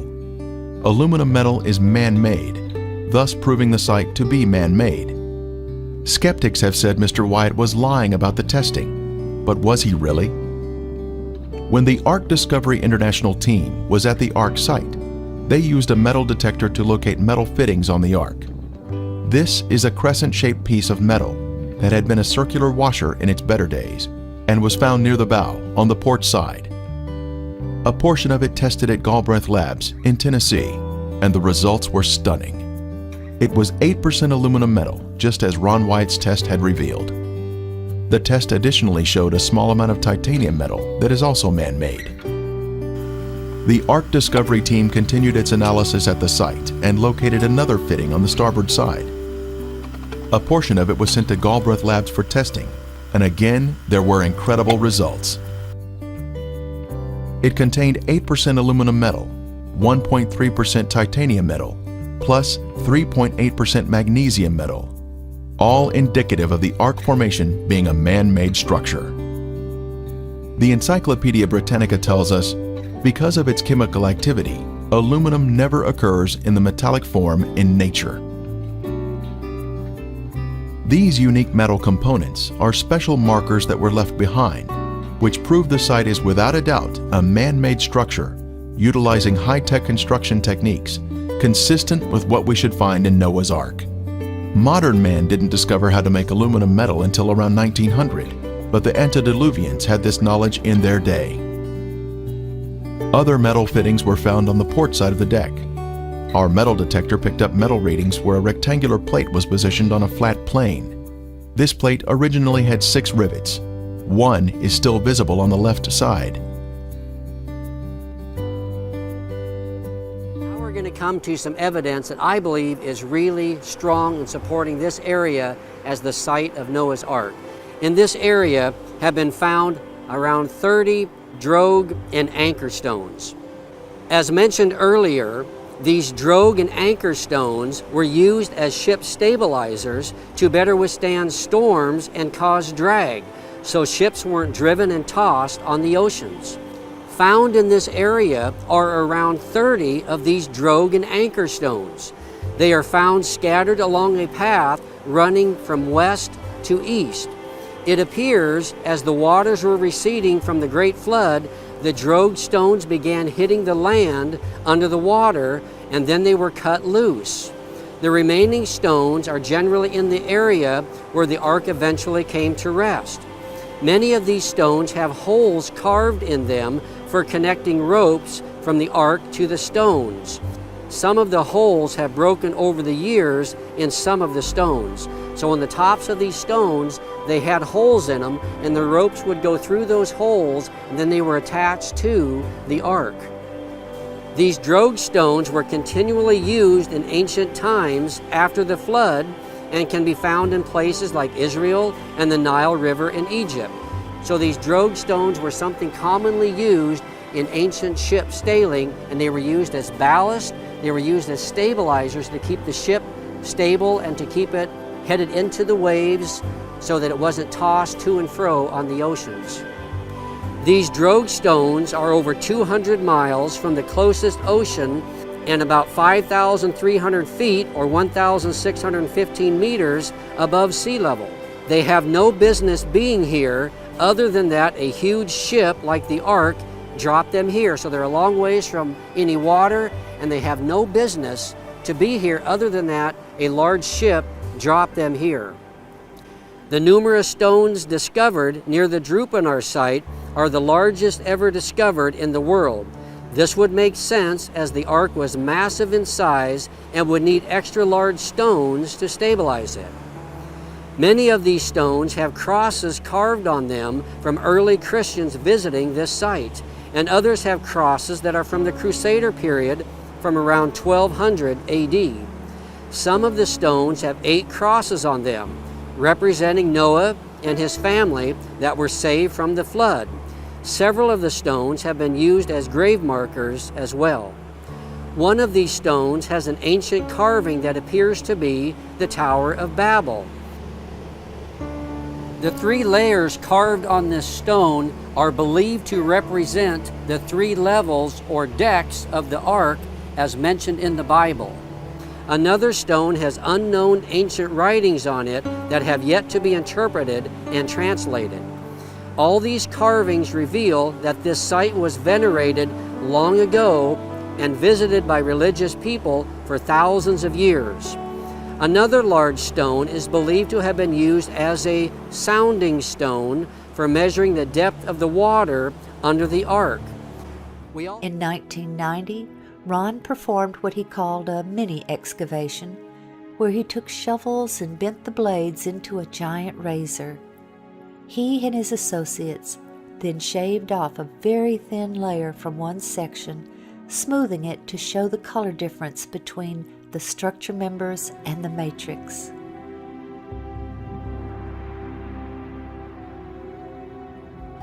We are now standing on the middle deck of the ark, and now pan over to the interior of the port side, where we can see 4 horizontal protrusions in a row. They are arranged in a regular pattern, indicating man-made construction. These would have been horizontal deck support timbers, extending toward the middle of the deck. At the stern, we can see the symmetrical shape of the boat, including the center mound, where the decks have collapsed one on top of another. Continuing to inspect the stern, we can see 5 objects in a row along the inside port area of the deck. These have been measured at regular intervals and appear to be vertical posts that would have supported the deck.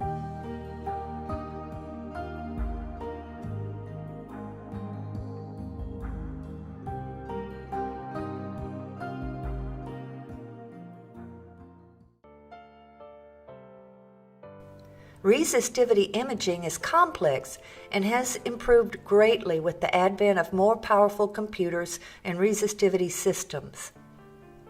Basically, an electrical charge is used to map underground features based on the electrical resistance of the objects under the earth. It took several days to complete the scans, and what the 3D images showed was consistent with that of a ship that had suffered a great deal of damage. After all, if it is Noah's Ark, as we all believe, it is the oldest man-made object on Earth and is impaled on a massive outcrop of rock. The scans clearly showed that this was not a natural object, and it looked like a massive shipwreck. Looking at the hull shape in 3 dimensions, the resistivity images showed that the front section, which lies beneath the ground, resembles the form of a ship, which is streamlined and with the shape of a deep hull design. The resistivity values of the material forming the hull are also the same above the ground as they are beneath. This indicates that the same material makes up the entire hull shape and that this material is relatively impermeable to water. It is a hard substance which has retained its shape. Around the edge of the site are features which Ron believed to be the ribs of the ship. The scans revealed even more encouraging evidence than we could have ever asked for. They showed that the material forming these ribs continued below the ground surface and curved underneath the vessel, just as a rib timber would be expected. The electrical resistivity of the material forming the rib was more resistive than the surrounding mud, and the level of resistivity did not appear to change with depth. Ron Wyatt used to point on the inner side of the ship's hull to a series of equally spaced protrusions which are projected at 90 degrees from the outer edge of the hull towards the inside of the ship. He believed these were deck joists which once held a floor or ceiling of some type. The scans revealed that these protrusions were of the same resistivity as the apparent rib material. They also revealed that they extended back into the hull and connected directly to the adjacent rib, exactly as Ron believed. In 2019, radar scans were again done, which we helped finance but were not present for. They also revealed the presence of straight lines, which were consistent with walls, and 90-degree lines consistent with being rooms. We believe this is a ship, a massive ship. It bears the shape of a ship and the features of a ship. It is 6,300 feet up in the mountains of Ararat. The internal features are exactly the dimensions given in the Bible using the ancient cubit of 20.6 inches, later called the Royal Egyptian Cubit. Finding Noah's Ark means nothing if it does not strengthen our faith or lead a non-believer to the knowledge of the truth that we have a Creator who loves us and wants us to come to Him and be saved by the blood of His Son. Photos taken at different times of the year have brought out different features of the boat. There was so much convincing evidence uncovered at the site that the Turkish government declared this area to be Noah's Ark National Park, and yet today, the world is unaware of this amazing discovery.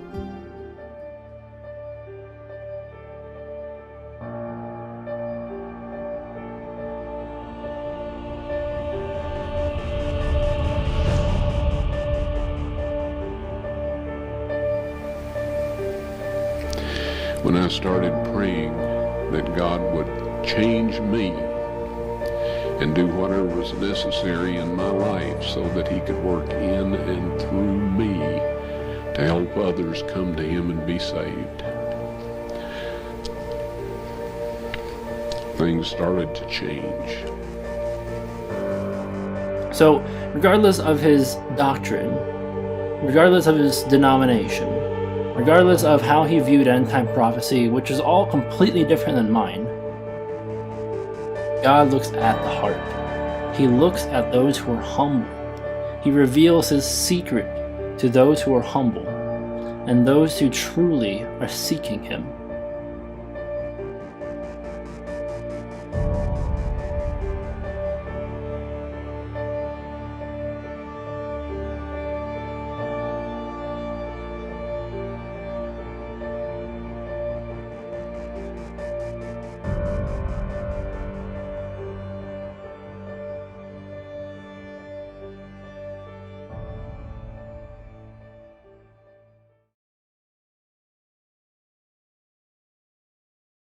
Ron Wyatt claimed to find the blood of Jesus Christ. He claimed to find it in Jerusalem in an underground chamber where the garden tomb is, or Golgotha is, on the mercy seat of the Ark of the Covenant. I'm going to look at this objectively, and I'm not going to say that he absolutely did find it, but I'm going to show you several reasons that indicate that he was telling the truth. And you need to use discernment. Pray to God over this. Don't just watch it and believe everything. Actually test the spirits and see whether these things are so. Prove all things. And the earth did quake, and the rocks rent. But one of the soldiers with a spear pierced his side, and forthwith came there out blood and water. And there are three that bear witness in earth, the Spirit, and the water, and the blood. And these three agree in one. If we receive the witness of men, the witness of God is greater. For this is the witness of God, which He hath testified of His Son.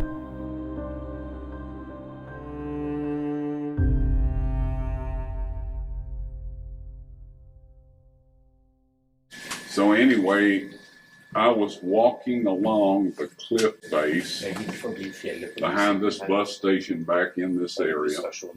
I was walking through there. My left hand went out without my brain doing it. And my mouth said, that's Jeremiah's grotto and the Ark of the Covenant's in there. Well, I was dumbfounded. This sort of thing doesn't happen to me. In fact, I resist that sort of thing because people that I consider wackos say they have those kinds of experiences. And I still think that most of them that say they have these experiences are wackos. But sometimes, in other words, I don't feel comfortable with that kind of experience. But our tickets were due the next morning, so we flew home. I told the man, he said, that's wonderful. He says, we'll let you dig there. We'll give you all the help you need, a place to stay, provide you food, do your laundry. And this is Israeli. They don't do that. We went home, and I had no idea why the Ark of the Covenant had been there. I'd never even thought about it. My cup was running over already with things that God has shown me. And so, I was not looking for anything else. So I went home, prayed, and asked the Lord to help me understand why the Ark of the Covenant might possibly be in that place. I was impressed to read the history of the conquest of Jerusalem. And in this 2 Kings chapter 25, it says that Nebuchadnezzar built forts against the city round about. That in modern language is a siege wall. Now this meant that nobody could take anything out of the city or bring anything in the city. So the Ark of the Covenant had to be hidden in the city, under the city, or inside the siege wall. All right? Well, we don't know for sure where the Babylonian siege wall was located, but we know where Titus's siege wall was located. All right?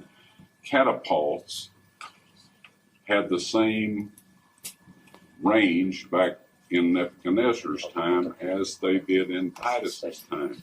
And they always built these siege walls out of range of the catapults that were defending the city.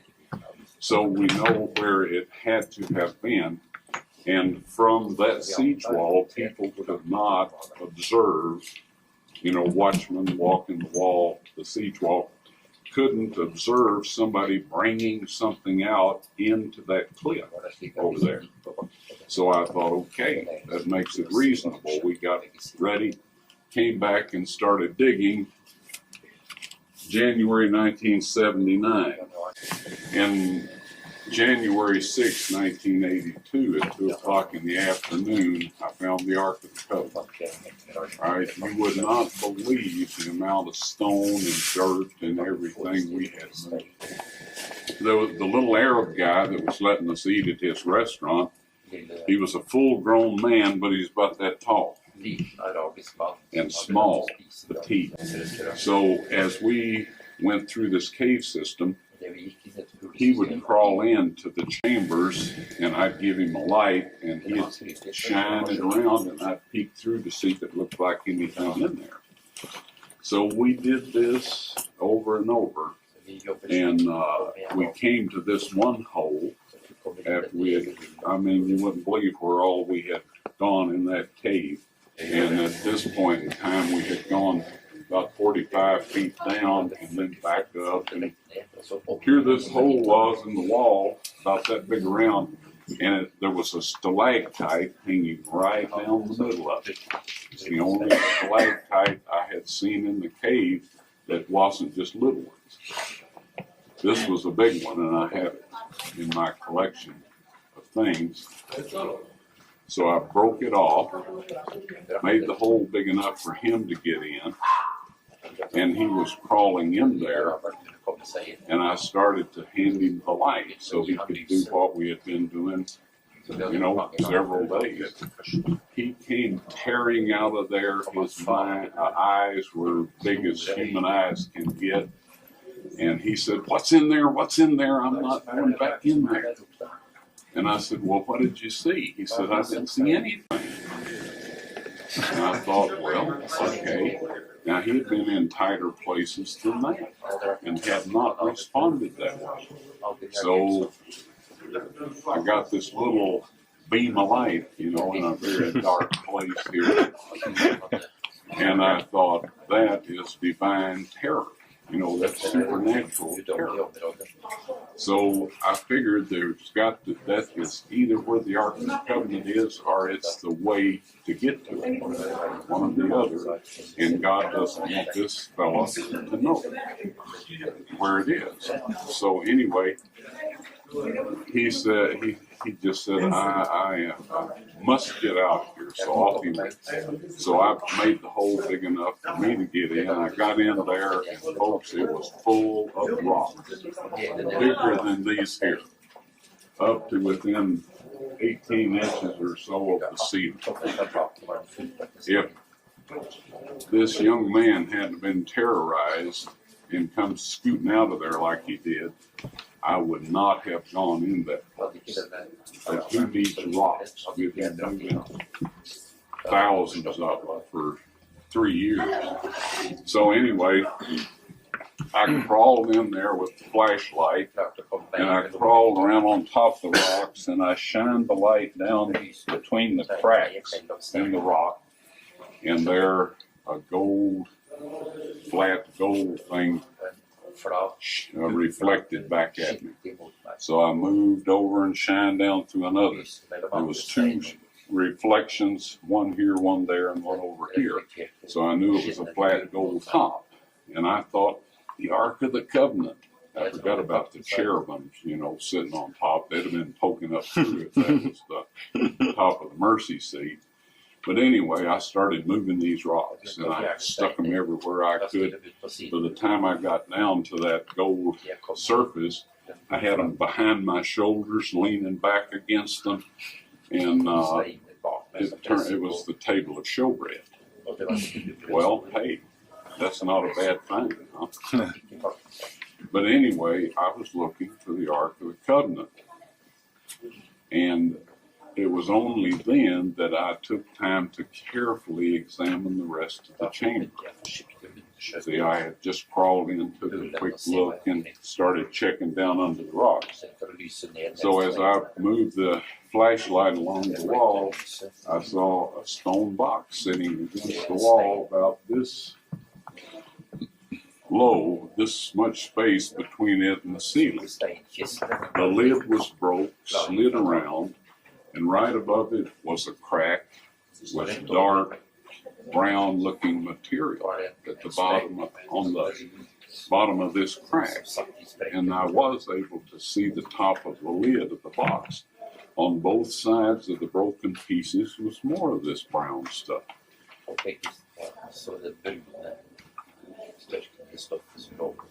All of a sudden, I realized I was sitting in front of the Ark of the Covenant, and that Christ's blood had come down.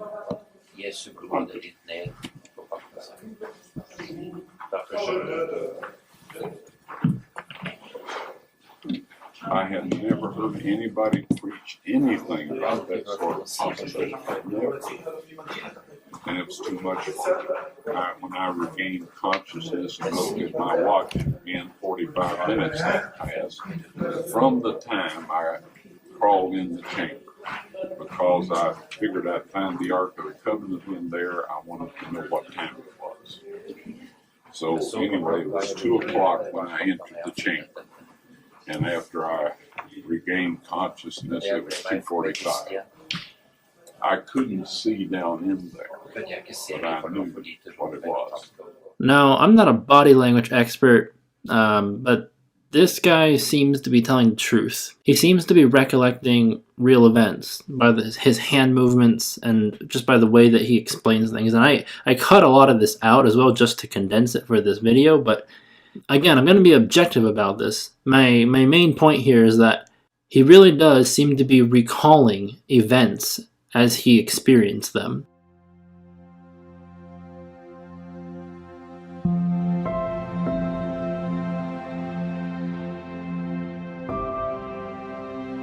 If you were to visit the Garden Tomb today in Israel, you would be able to see the tomb that Jesus Christ rose from.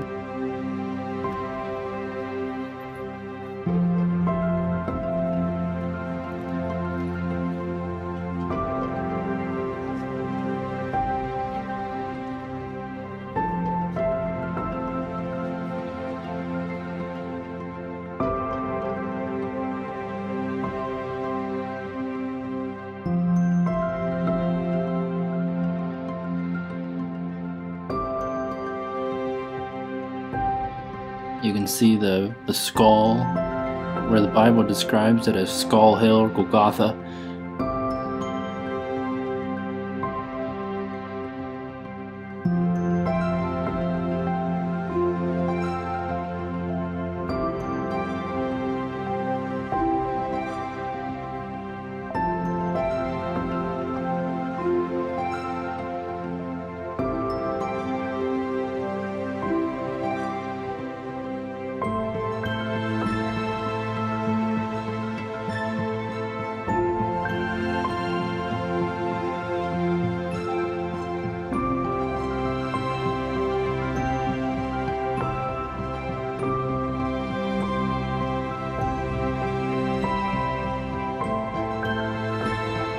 And you can also see the place where they covered up Ron Wyatt's excavation, the place where Jesus was crucified.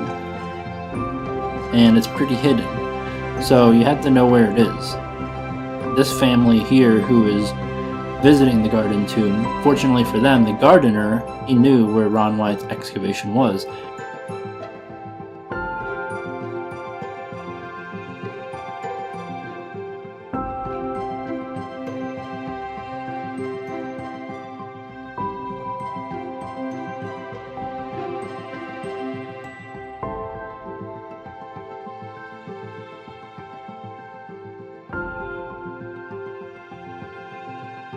And then they met a guy who said some pretty interesting things. He was putting the puzzle pieces together and connecting the dots. So have a listen to what he has to say as well.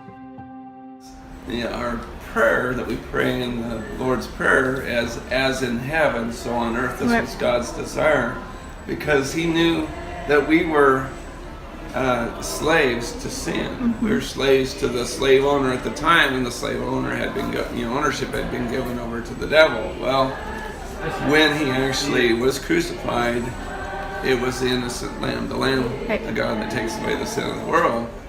Well, it says that he took his blood into the heavenly holy of holies. Right. Mm-hmm. But also as in earth, because it says there's three witnesses in the earth. The blood, the water, and the Spirit. So the blood and the water came out of the side of Jesus. At the time of the crucifixion, there was a great earthquake, and the rocks were rent. And of course, you can see, if you go back there, you can see where they filled it in. But I can't, I saw it before it got filled in. And they literally filled in the cracks that came down through here. So you yourself saw? I saw it before they filled it in. And you can see it on the other side where they did fill it in. But the crack comes down here, and the crack came down, and it was right at the base of the cross. And so then after Jesus had died, the Spirit, out came blood and water, poured down, and it dropped onto the mercy seat. Right, exactly. So then, you've been to Zedekiah's tunnel or caves or whatever, and in there and everything? I know essentially where it is, how to get in. So that's two things we wanted to do today was come here and see this, and go to his tunnel and kind of just see. We don't want to obviously try to find it, but because you actually saw Ron Wyatt and met him. Yeah. What was your name? Robert. It was 30 years ago. Really? Uh-huh. Wow. And so I was just sitting across the table. I was a proud young kid, and I talked to him for a while, and then I realized how stupid I am, because when you're in the presence of somebody who's humble, and then your pride gets really shown for what it is, and so I was pretty. So so it's underneath us. This is the Ark of the Covenant, and why people don't understand that. I guess they don't understand the covenant. They don't understand the blood. They don't understand what God was doing. Right. The reason we have the freedom and the spirit that we have is because the blood's down on the ark. It was supposed to anoint the ark. I know. There, and that's what made it so that we can have the spirit, because it's holy. I heard that they sent 6 people in to try to pull that out of there. Yeah, and they died. Right. Do you know why? They weren't allowed to be in there yet. Papa said no. But do you know why? Well, then there more. Yeah, they would profane the ark. Yeah. Well, what's profaning the ark? Well, what's on the ark? What's on there? The blood is. What's the blood doing? It's speaking a better thing than that of Abel. And the thing is, it's the throne of God in the earth, as in heaven, so on earth. We got something rocking. I say rocking, but we got something going on here. This is, to understand. That won't be messed with until that which restrains him is taken away. Exactly. And when that happens, we're going to have hell revealed on this earth. And that's the great tribulation. Important witness that is going to be an important witness. Right. That blood on the ark, so that has to be preserved until the time's right. Must be. Yeah, and then when the abomination of desolation is when the man of sin sits on the throne and proclaims himself God. Right. Elohim. So whatever he does to profane, because that's what the devil's always trying to get into the midst of something to profane it. I'm so thankful to run into you guys. Yeah. Yeah, this have the real confirmation deal. from someone else. Yeah. We try to tell our friends this, and they just don't. They just don't want to believe it because it's too crazy. Deal. So if you're wondering why they're so interested in Zedekiah's cave, it's because Ron Wyatt found the entrance. There's an actual tunnel that'll take you right to the Ark of the Covenant chamber, and it's sealed off right now because Israel sealed it off. And then you can also see a wall that Ron Wyatt is standing in here, and let's take a closer look at this wall.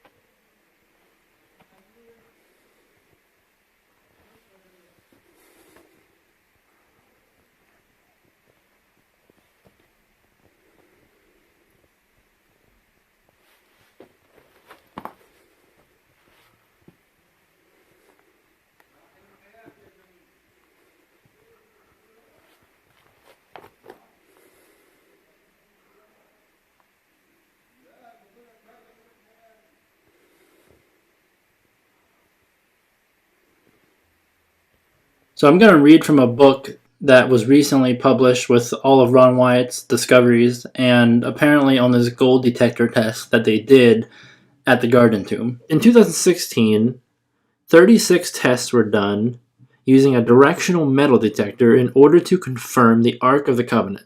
Prior to conducting these tests, the detector was tested to see if it could detect a gold coin about 15 feet away, and next to try and detect an 8-inch 18-karat gold chain about 10 feet away. In both cases, the detector pointed to these objects without failure. Over the course of several days, the detector was used in front of the cutouts in the rock of the crucifixion site of Christ that we had mentioned earlier. Below this area should be the Ark of the Covenant. But could a detector pick up a reading for gold and the Ark at a depth of 50 feet? Tests were done in front of the rock escarpment about 20 feet away, then at 45-degree angles, then over to each side. In every test result, the detector pointed to the correct location of the Ark. After receiving these readings, the detector was positioned over the spot that should be the center of where the detector had been pointing. When placed over this spot, the detector began to spin, meaning the gold is directly below. This was still another confirmation. When moved away from this spot several feet, it would point back to where the Ark should be. It repeated this time after time without failure. The idea then came that the detector should get a real workout. How about trying it from 65 and 100 feet, respectively, from 3 different directions? Could the detector still find the Ark? First, it was positioned at the overlook for Skull Hill, that is a raised platform at about 100 feet from where the Ark should be. Amazingly, it once again pointed to the Ark. Next, it was positioned 65 feet directly out from the rock face, and once again it pointed to the ark. Finally, it was positioned 100 feet toward the entrance to the garden tomb grounds, and once again it pointed to the ark. In order to get these long-distance test results, there would have to be a large amount of gold in that location. All in all, there were 36 test results. Every test that was done with the detector confirmed there was gold in the direction of the ark as reported by the late Ron Wyatt. There were no tests that contradicted this site. End quote. So you can see it's starting to spin because the guy is going over that spot again. And whenever this guy goes over that spot, it spins. And whenever he's not at that spot, it points back to that spot.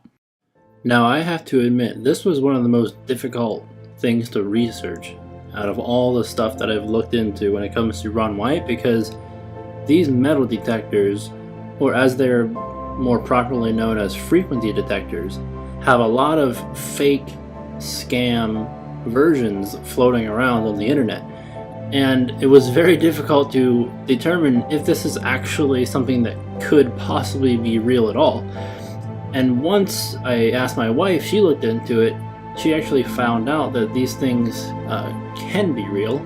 It's just really rare because people are not looking for giant amounts of gold like this thing would find. If you're gonna find a random piece of gold underground, you're not gonna, like, where are you gonna look? This thing is not gonna work very well for finding a little piece of gold that's buried into the ground like most people are gonna randomly find, if they find anything at all. I mean, the device itself, these devices cost a lot of money, the real ones, and if you spend that much money and you actually end up finding something as well, like, those two things might be kind of hard to put together because of just the statistical likelihood of you just walking around and finding a gold watch buried into the ground or something is just so rare that the reports of success are just nowhere to be found. So anyways, that's how the market kind of works for this item, but there are real ones, as you can see in this video. This is the video that my wife found from a channel where the guy can actually build the thing himself, it seems. He demonstrates how the detector will always point back to the gold coins, and then it'll start spinning once it's above it, just like in the Ark of the Covenant video. Notice how when he pulls the device back away from the coins, it stops spinning and it starts pointing. But when he gets closer to the coins, it starts to spin again because it's right over top of the coins. It's right over top of the gold. So it's not the same model, but it's the same system. It's the same type of thing. You can look as much as you want, you'll never be able to find that model that they use for the Ark of the Covenant online because it's not even sold online. Because the people who are actually using these things, they don't go on the internet to buy them. They buy them in person where it can actually be demonstrated that they work. This whole time it was spinning was right over the top of the coins that he planted there. This shows that this type of device is real and it does work. And I do believe this is a very strong confirmation that there is a massive amount of gold below the site where Ron Wyatt claimed the Ark of the Covenant to be. Now, there's more.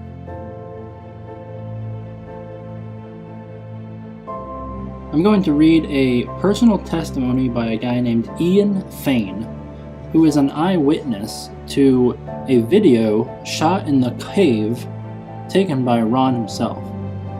So let me just start reading. This is, by the way, from an email correspondence that he had made with arkdiscovery.com. This may be an appropriate time to mention publicly that I and several other Christians have watched with our own eyes a video which Ron shot inside the cave before the furniture was rearranged. The crack in the roof was clearly visible with the blood still on it. The table was there in close-up, and many piles of skins.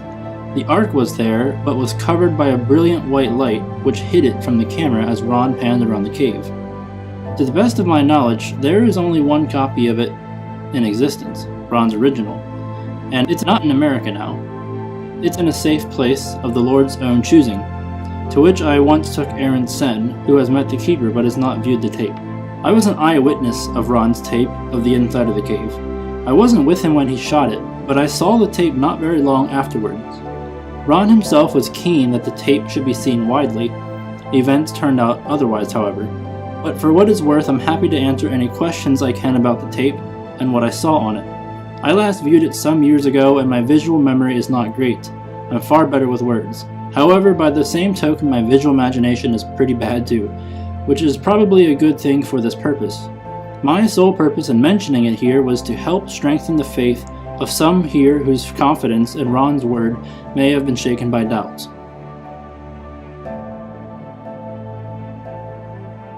How long is the videotape? The section shot inside the cave was part of a longer tape, most of which contained other less dramatic stuff.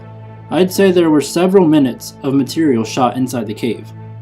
What quality is it? Shaky, steady, on a tripod, in color? Steady and in color. From what I can recall, I'd say it was almost certainly shot using a tripod and a single camera light, which Ron moved about in between shots from one part of the cave to another so as to get pictures of the contents from different angles. What type of lighting used? Good quality or poor? Grainy footage or clear? Single light fixed to the camera. As Ron panned around the cave, the light moved with the camera. Off-center, the edges of the frame were quite dark. The tape was free from grain, but the color balance was not great. I suppose it was NTSC, which in the days when I was a videotape engineer, we used to say stood for never the same color twice. Did you see any angels on the tape? No. Was there a timestamp on the tape itself that was displayed on the screen? Not that I recall there wasn't. How long ago did you see it? Pass. That information might assist those who want to find the tape. Have you ever talked to Ron about the tape? If so, what did he say? I never talked to him specifically about the tape. I did ask him questions about the Ark, about the tables of stone, and about the Book of the Law. I assumed at the time that everybody who knew anything of Ron's work had seen this tape along with all his other material. It was only when Bill Fry intercepted a post of mine to this list that I realized that this was not so. Even Bill hadn't seen it. The persons who have the tape, are they waiting for the right time to release it? Did Ron give it to him, her, them, or what's the reason for them holding it back? Same answer as to the previous question, I'm afraid. Sorry. From your perspective, is this the tape where Ron took out the tables of stone? Was this before or after the event if it's not the same footage? No, it's an earlier tape. Neither Ron nor the tables appeared on the tape I saw. How many people were with you when you viewed it, and where did this occur? Australia? Only one person viewed it simultaneously with me, but several others had seen it just a few days previously. One has since gone to be with the Lord, but the others are still alive. The country name is under wraps, as per Q5. Does Ron say anything on the tape? If so, what does he say? No, Ron was the cameraman, but he didn't appear in front of the camera, and I don't recall his giving any verbal commentary on the sequence inside the cave. What does the table of showbread look like? To be honest, it looked dark bronze, but I suppose that was the effect of the camera light, which probably had a predominantly blue spectrum. The table was rectangular and had a raised decorative border a few inches high running all around the top, which what I took to be cast pomegranates at regular intervals. The cave sequence opened with a close-up shot of one corner of the table, showing some fine workmanship in its making. Did you see the 7-branch candlestick, and if so, what did it look like? No, I was consciously looking for it, but I didn't see it. Everybody asked this question. It's the most popular question after the Ark itself. You said you saw the skins piled up in a corner? They weren't piled in a corner. They were heaped everywhere, all over the floor and everything else, lots of them. What conditions were they in? I don't recall any close-ups of the coverings, but the general impression was one of gray dustiness. They were folded up as you would fold a lot of blankets, and some were obviously covering large objects underneath. The menorah may have been on its side under them. Did you see any other object in the cave, and if so, what were they? At the time, I thought this tape was going on general release and that I'd be getting a copy sometime, so I didn't make any mental notes. But I do remember seeing the stone box in which the Ark had been stored, with its lid moved to one side. I have a feeling that Goliath's sword was there, but I have no particular mental image of it, just that we discussed it between ourselves, and the reason for our discussing it was probably that it was in there. Of course, the dominant feature was the Ark itself, and the fact that it was hidden by a brilliant white light.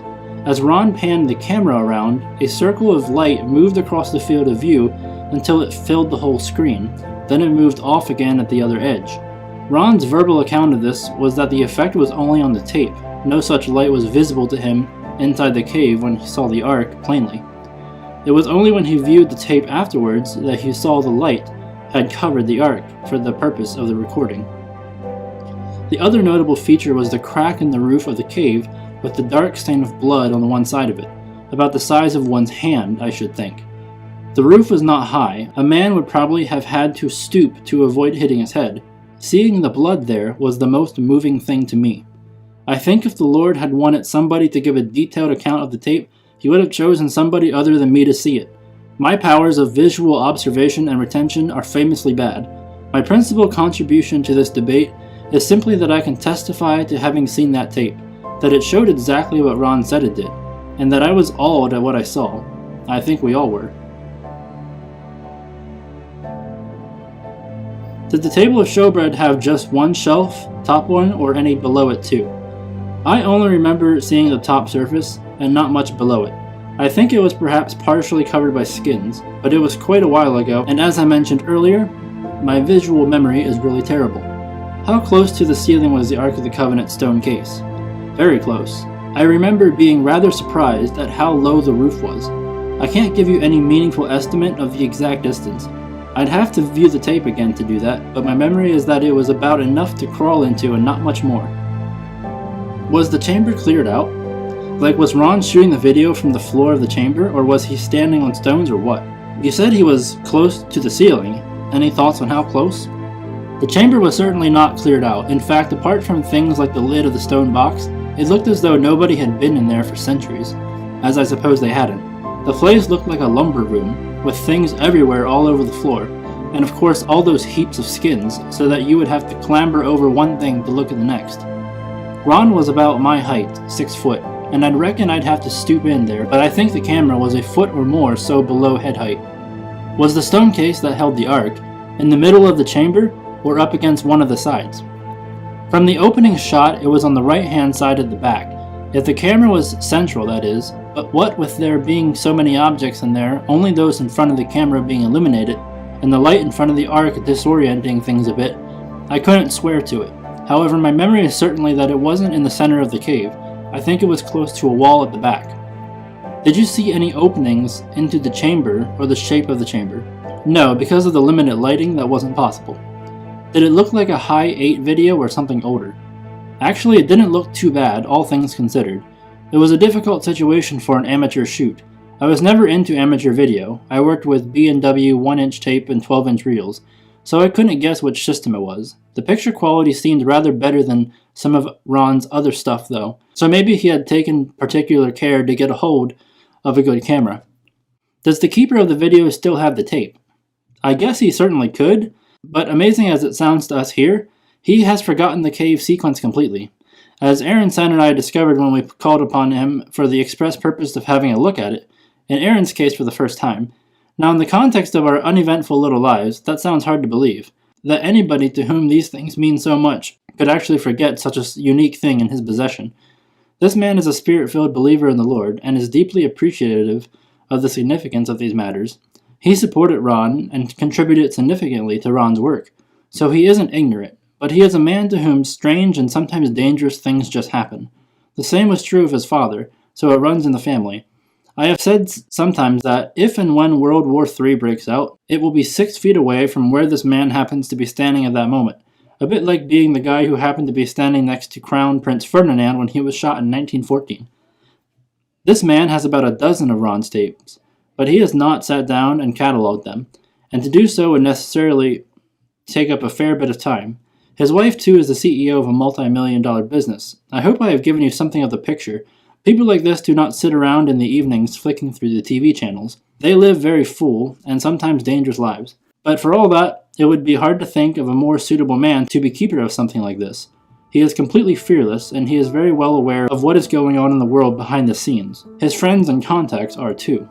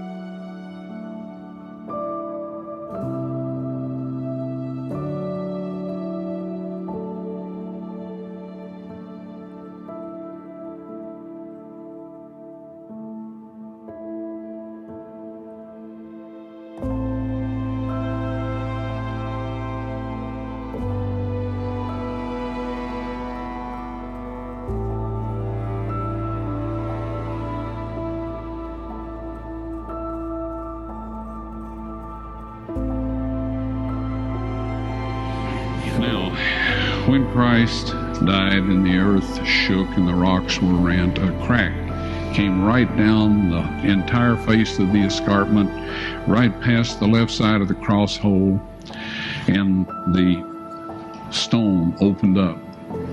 Down below, 20 feet below, God had arranged for the Ark of the Covenant with its mercy seat, if you please, his earthly throne, to be positioned right down there 600 years before, in 586 BC,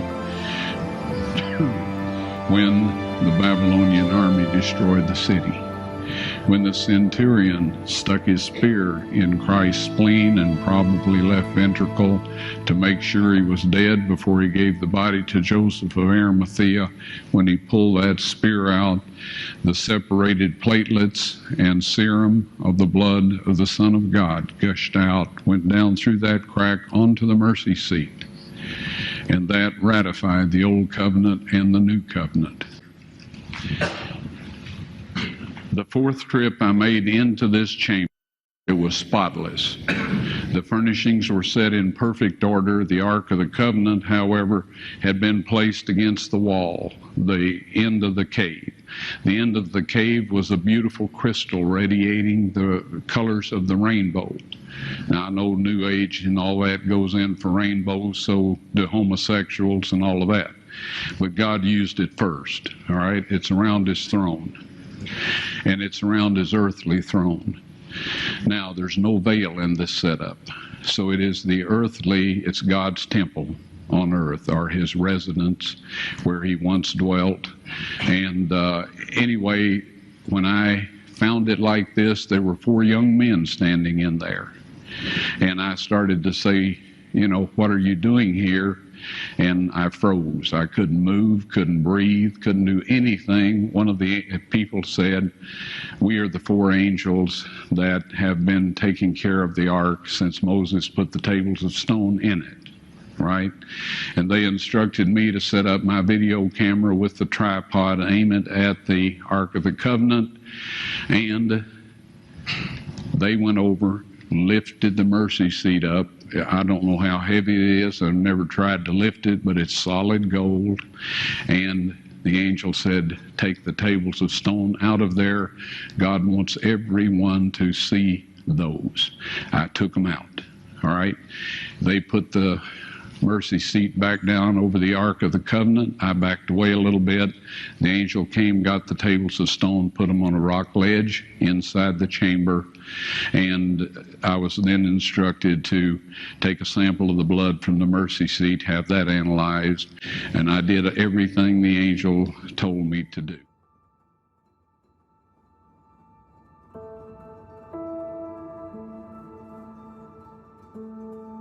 My question is that you said that you had the blood of our Lord examined by the Israelis. That's correct. What was their determination of that? Okay. Real quickly, okay. Dried blood is dead blood. Everybody knows that, all right? They can test the blood of the pharaohs, the mummies of the pharaohs, all right? There's certain things they can do. They cannot get a chromosome count by any method I'm familiar with, all right? Things keep changing. I don't profess to know everything. However, there's no way I know that you can get a chromosome count out of dead blood. You can get a DNA and some other things, but not a chromosome count, all right? That's done by living white blood cells. Now then, first of all, in this analysis, I took the blood into a laboratory in Israel. I asked one of the people I work with in antiquities, where is a good laboratory that does reliable work? And they said, such and such, such and such. I took it. I just said, please examine this blood and tell me what you can tell me about it. All right? They said, well, look, we're going to reconstitute it. We're going to put it in normal saline and keep it at body temperature for 72 hours with gentle swirling. All right, that's their business. That's great. I said, now I want to be there when you check it out. They said, fine. So I was back. They checked it out. I said, now, they said it's human blood. We can tell that. They did whatever tests they need to do.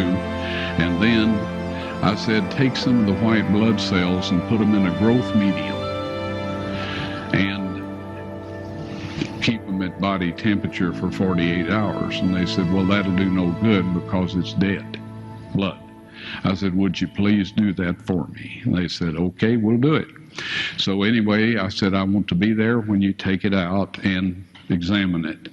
So I was back there. They took it out, examined it under a microscope, and the one technician called the other one over there, and then they called the boss over there, and they were talking Hebrew a mile a minute there for a little bit, and they looked at me and they said, Mr. Wyatt, this human blood only has 24 chromosomes in it. Everybody else has 46. You see, 23 from your mother, 23 from your father, 22 autosomes from your mother, 22 autosomes from your father. You get an X from your mother, you may get an X or a Y from your father, all right? This blood had 23 chromosomes from the mother's side, one Y chromosome only. You see, the child could not have developed if they hadn't had the autosomes from the mother. So all of his physical characteristics were determined by his mother's side of the family, her autosomes. His maleness was determined by this one Y that came from a source, not a human male. Then they said, this blood is alive.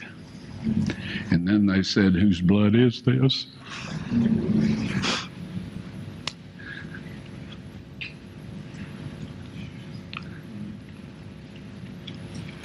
I said, it's the blood of your Messiah.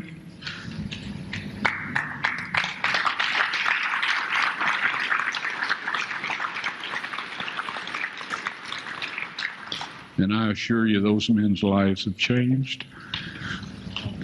In God's appointed time, you will be able to see the proof for yourself. Now, a lot of people who see this will, out of emotion, say, yes, he has to be telling the truth. And I do think he is telling the truth. But to be objective about this, something that's really interesting is that he was bold enough to say this in front of a geneticist, someone who actually knows how this stuff works. This is Dr. Eugene Dunkley, a geneticist from England, and this is in 1999, that he says, I do remember that Ron was reluctant to say anything about the finding, but he felt moved during his talk at our church, having met with me earlier, to say what he had found.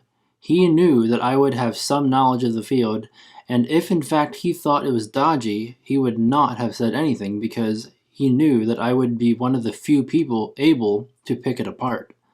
He said in his sermon, knowing that I would understand it, and I feel to this day that God moved on him to do so, that the finding would be spoken of and would stand the test. This convinces me that Ron is right. This geneticist, after hearing Ron go through those details, and those details, that process of gentle swirling and reconstituting the blood or whatever he said, who's going to make that up and fool a geneticist? Now, what's also interesting, and then this is pretty much one of the last things I'm going to talk about in regards to Ron Wyatt, and then we're going to get back into the Bible. Two people who knew Ron Wyatt, they figured out the lab where he got this tested at. And they went to that lab with a letter from that geneticist asking to see these tests. Let me read this to you. My understanding hopefully will not add to the confusion, as Bill Fry and I did follow up at what we believed was the testing facility in Jerusalem around 2003. There was a particular gentleman in Jerusalem that we knew worked with Wyatt. We would not divulge his name as we do not want 10K people calling on him, that provided him with information regarding a testing facility.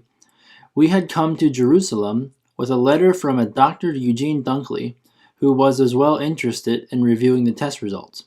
At the facility, which shall also remain anonymous for the same reasons, we were confronted with an eerie silence. Bill and I both noticed, from the nonverbal communication that no one dared to speak to us concerning the supposed testing. You know how when you confront your kids about something they've done, and they give you that look, guilty as charged, with not a word spoken? We knew, someone there knew something, but nobody dared say a word. These two people who worked with Ron Wyatt closely, with a letter from the geneticist, went to this lab in Israel asking about this blood test, and they got awkward silence. Like, these people knew what they were talking about, but they weren't allowed to say anything.